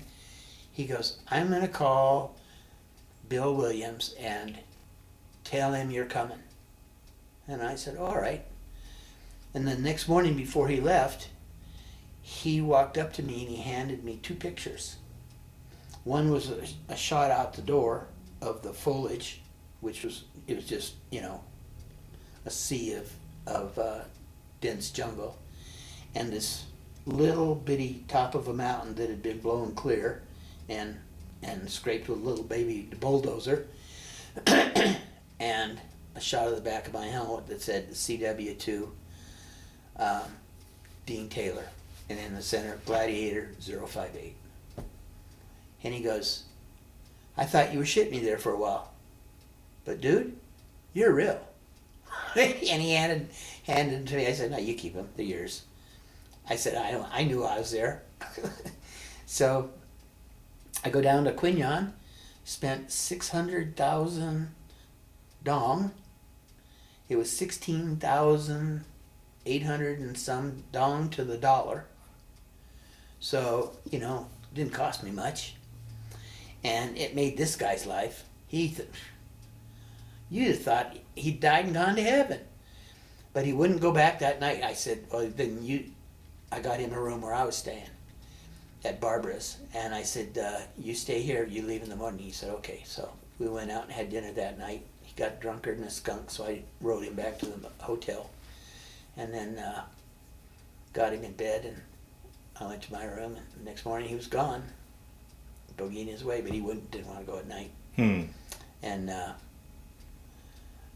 I stayed there for 5 days, and then I went down to Natrang, and I took a night bus, and I got there at about,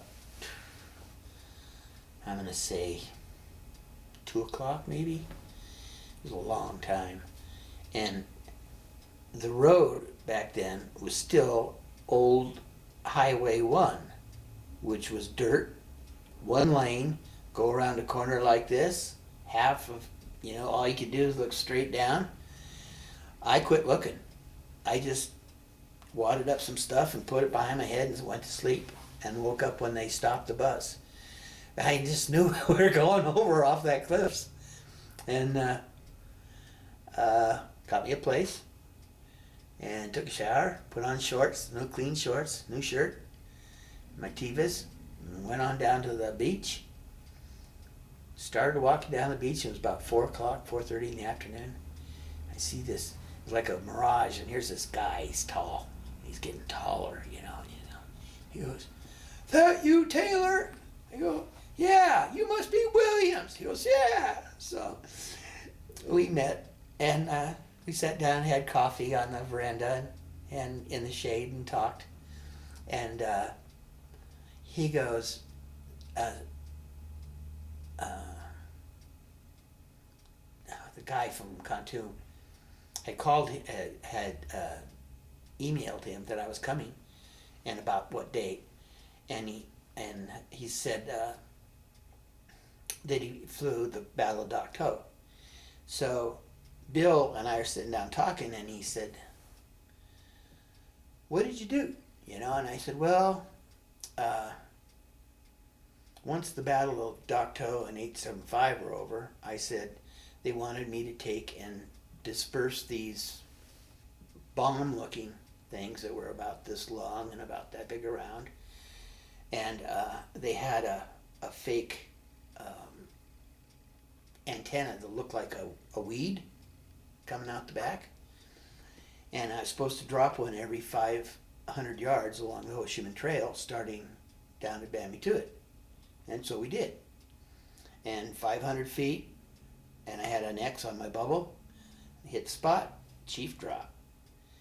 And we just plunked away.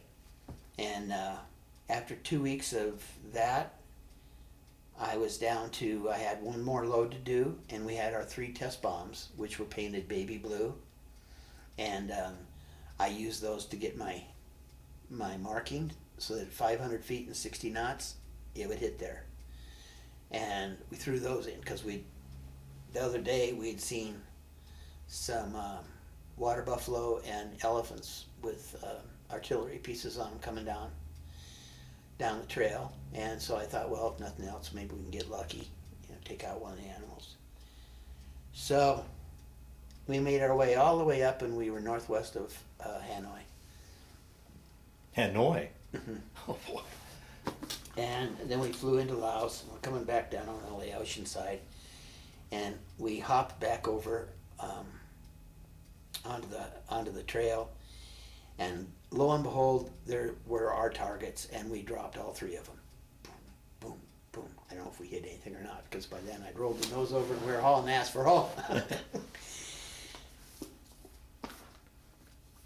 It never dawned on me that by delivering the phonies to the gooks, they would have something to look for, right? Never crossed my mind. I just had been tired of being shot at and hit for 2.5, 3 weeks, that all I wanted to do was kill something. And he goes, "Well, we have a lot in common, Dean." I said, "How's that, Bill?" He goes, "I was with a special operations group in the Air Force," and he said they'd send me out to collect things. And my very first out-of-country flight, me and my new partner, we'd been together 2 weeks, was to go into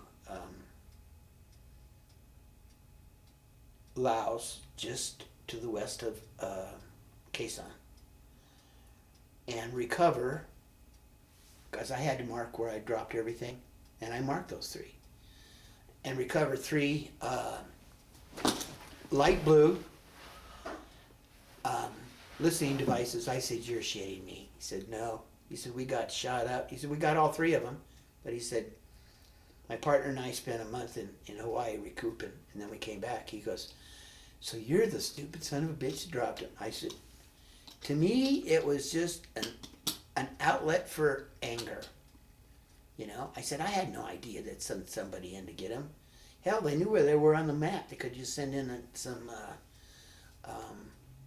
Air Force and blowing them up, right? Nope, had to get him back.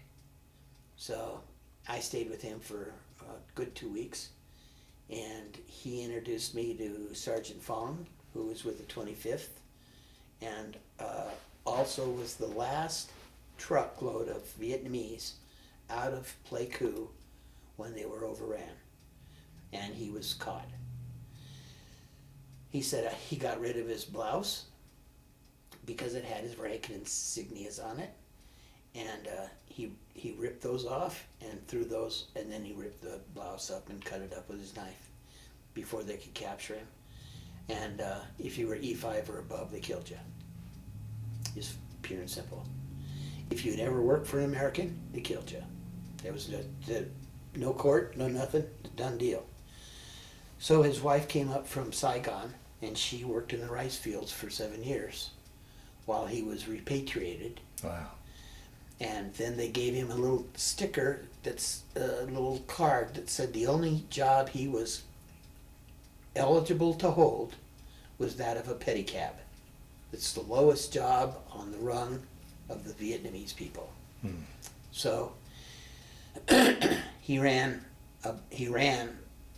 for a couple of years, and then he finally got a bicycle. And once again, there was that almost instant recognition when we saw each other. And I gave him, when I got ready to leave, he took us all around town and showed us the sweatshops and the silk painting, where they paint with thread. Oh my God, you can't believe it, the quality of it. You look at it and, I mean, you're this far from it, and you know it's just stitches, but it looks like flowing water, you know? We went all through different things. And then I met his wife, and she made us some raspberries and some rice wine in a little bowl, and an ice cube. And then we waited for that to get cold, and then we had those, and we visited. She couldn't speak English, but her husband would translate. And he just put her in a kitchen, but they're,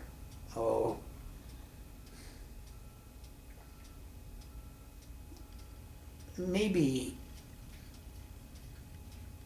20 feet by 20 feet, 2 stories high. And living room, and upstairs was sleeping.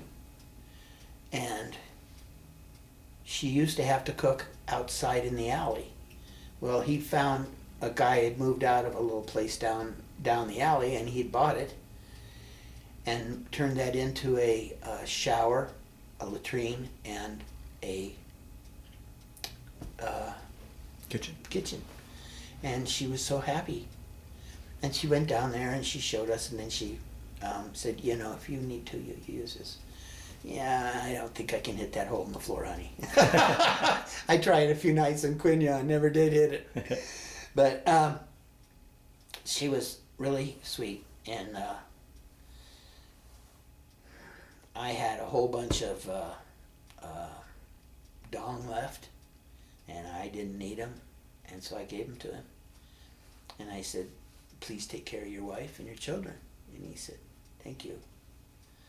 And the next morning he came to take me to the airport. Bill was staying in country. And he shows up with a Goodwill box that it's a 3-panel eggshell picture made with eggshells for the sand and the white, and everything else is different materials. It's gorgeous. It's still in the office, still in its boxes. And a chicken that's a 5-piece puzzle, and a couple other things. And I gave him some of them back, and I said, no, I did not give you that so that you would buy me a present. I'm indebted to you for all you've lived through, for all you've done. So I said, you take this back. And I gave him more money, but American money, to make up for what he'd spent. And he was gracious enough to take it, you know. And then he took me out to the airport, and I got my flight back to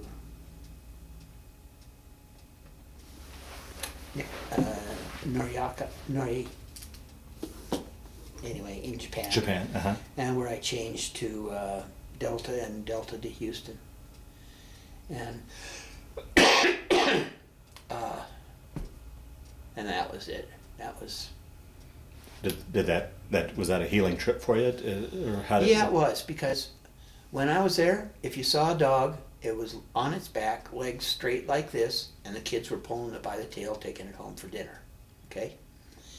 I didn't ever see a house cat. Okay? I saw a lot of tigers. We had one come through our tent.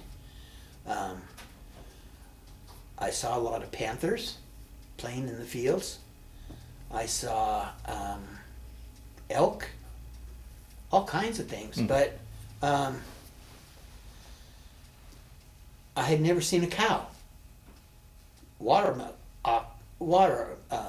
oxes, right? But no cows, no beef cows.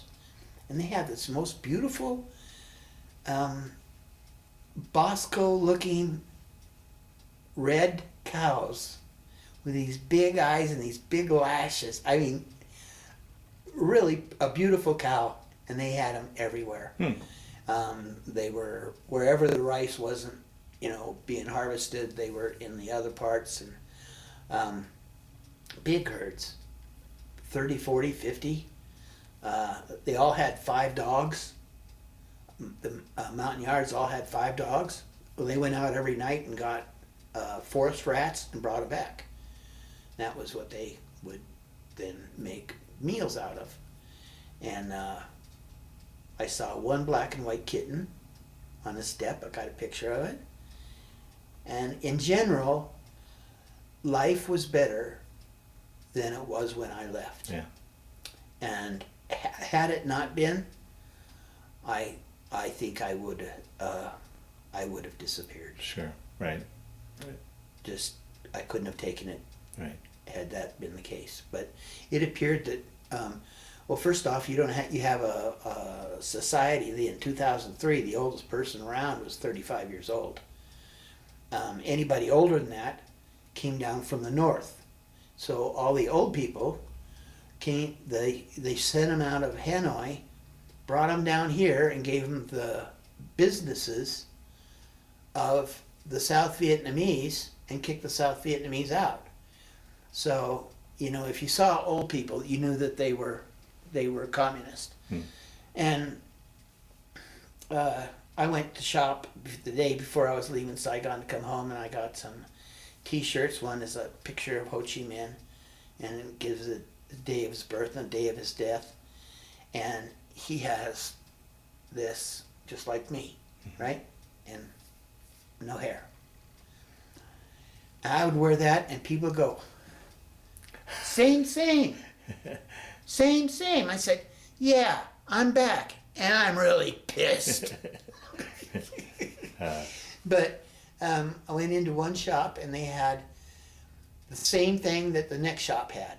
Everybody had the same stock, right? And I went into this one, and the guy was kind of pushy, and I said, how much for this? I need 4 of these, and I need 4 of these. 4 hats and 4 shirts for my boys. And 2 for me.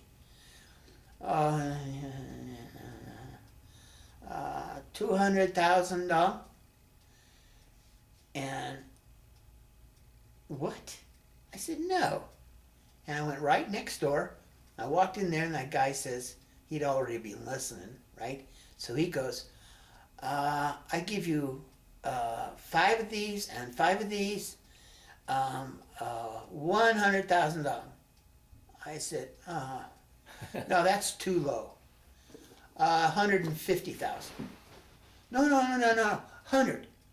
Nah, I can't let you do that to yourself. 400,000. No. 5, and that's the highest I'm gonna go.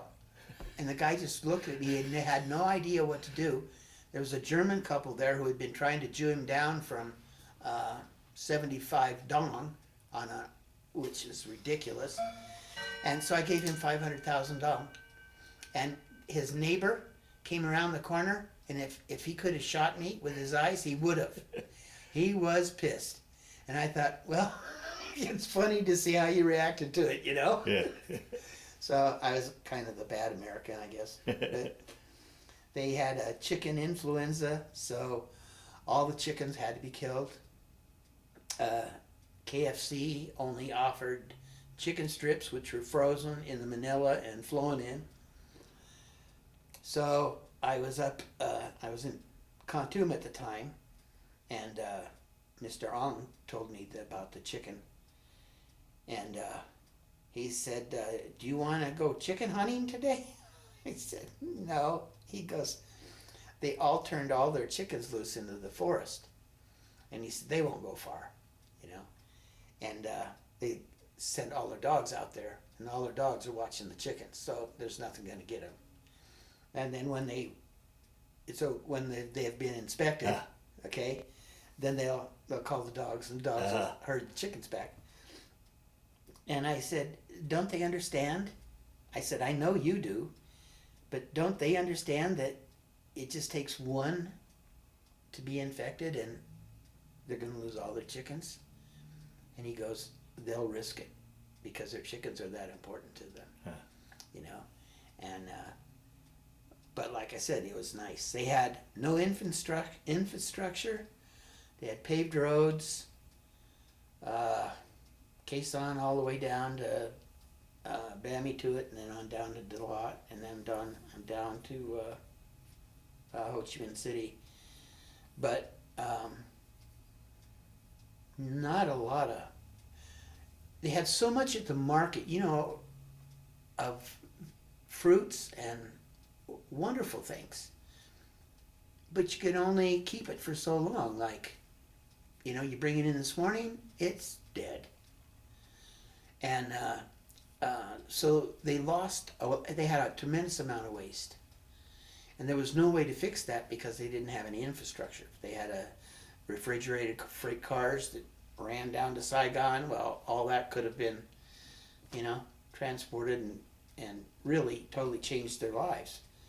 So Bill married a Vietnamese lady, and he now lives outside of Cameron. And he comes back to the States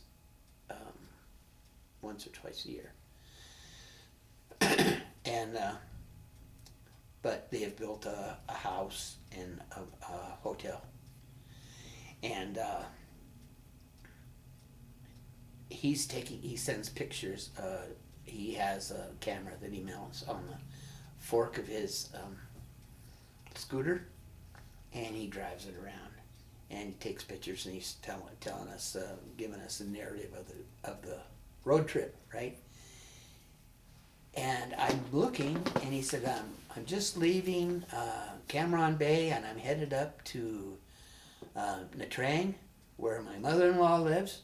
So we'll be out of town here and on the highway in about 5 minutes. And it's all just, you know, gravel and shit. And all of a sudden he's on a 6-lane highway with a median with lights. I mean, street lights. And I emailed him and I said, what's that look like at night? So he took a night trip to show me how well the road was lit. And he said, oh, they've been doing all kinds of things in the last 10 years. He said they've just been doing infrastructure work. That's all they've been doing. And raising fish, raising shrimp, raising lobsters. Yeah, they're farming the ocean. But it's been a big change for them. We have one refinery that we put in a lab with all our units, and number 2, their plant number 2, which is up by Hanoi off the little island, we had the bid, and then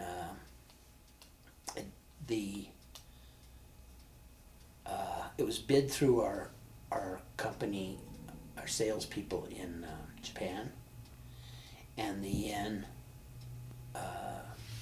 took a dive, and we lost about 30% on the dollar, and there's no way we could do. We just bailed. We backed off and said we can't do it. So a Japanese firm took it over. But yeah, it's nice to see him making headway. Oh, good. Well, Dean, we'll wind down this interview. Do you have any closing thoughts to you'd like to express, or would you just like to finish off our interview? Nah, I'm happy. Yeah, good.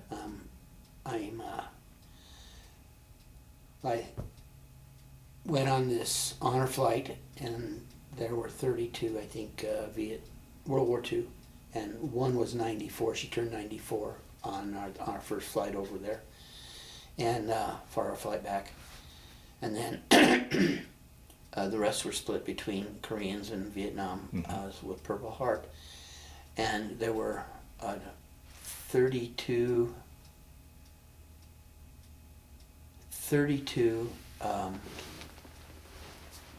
wheelchairs and 2 walkers. 2 walkers and 1 cane were used by the Koreans.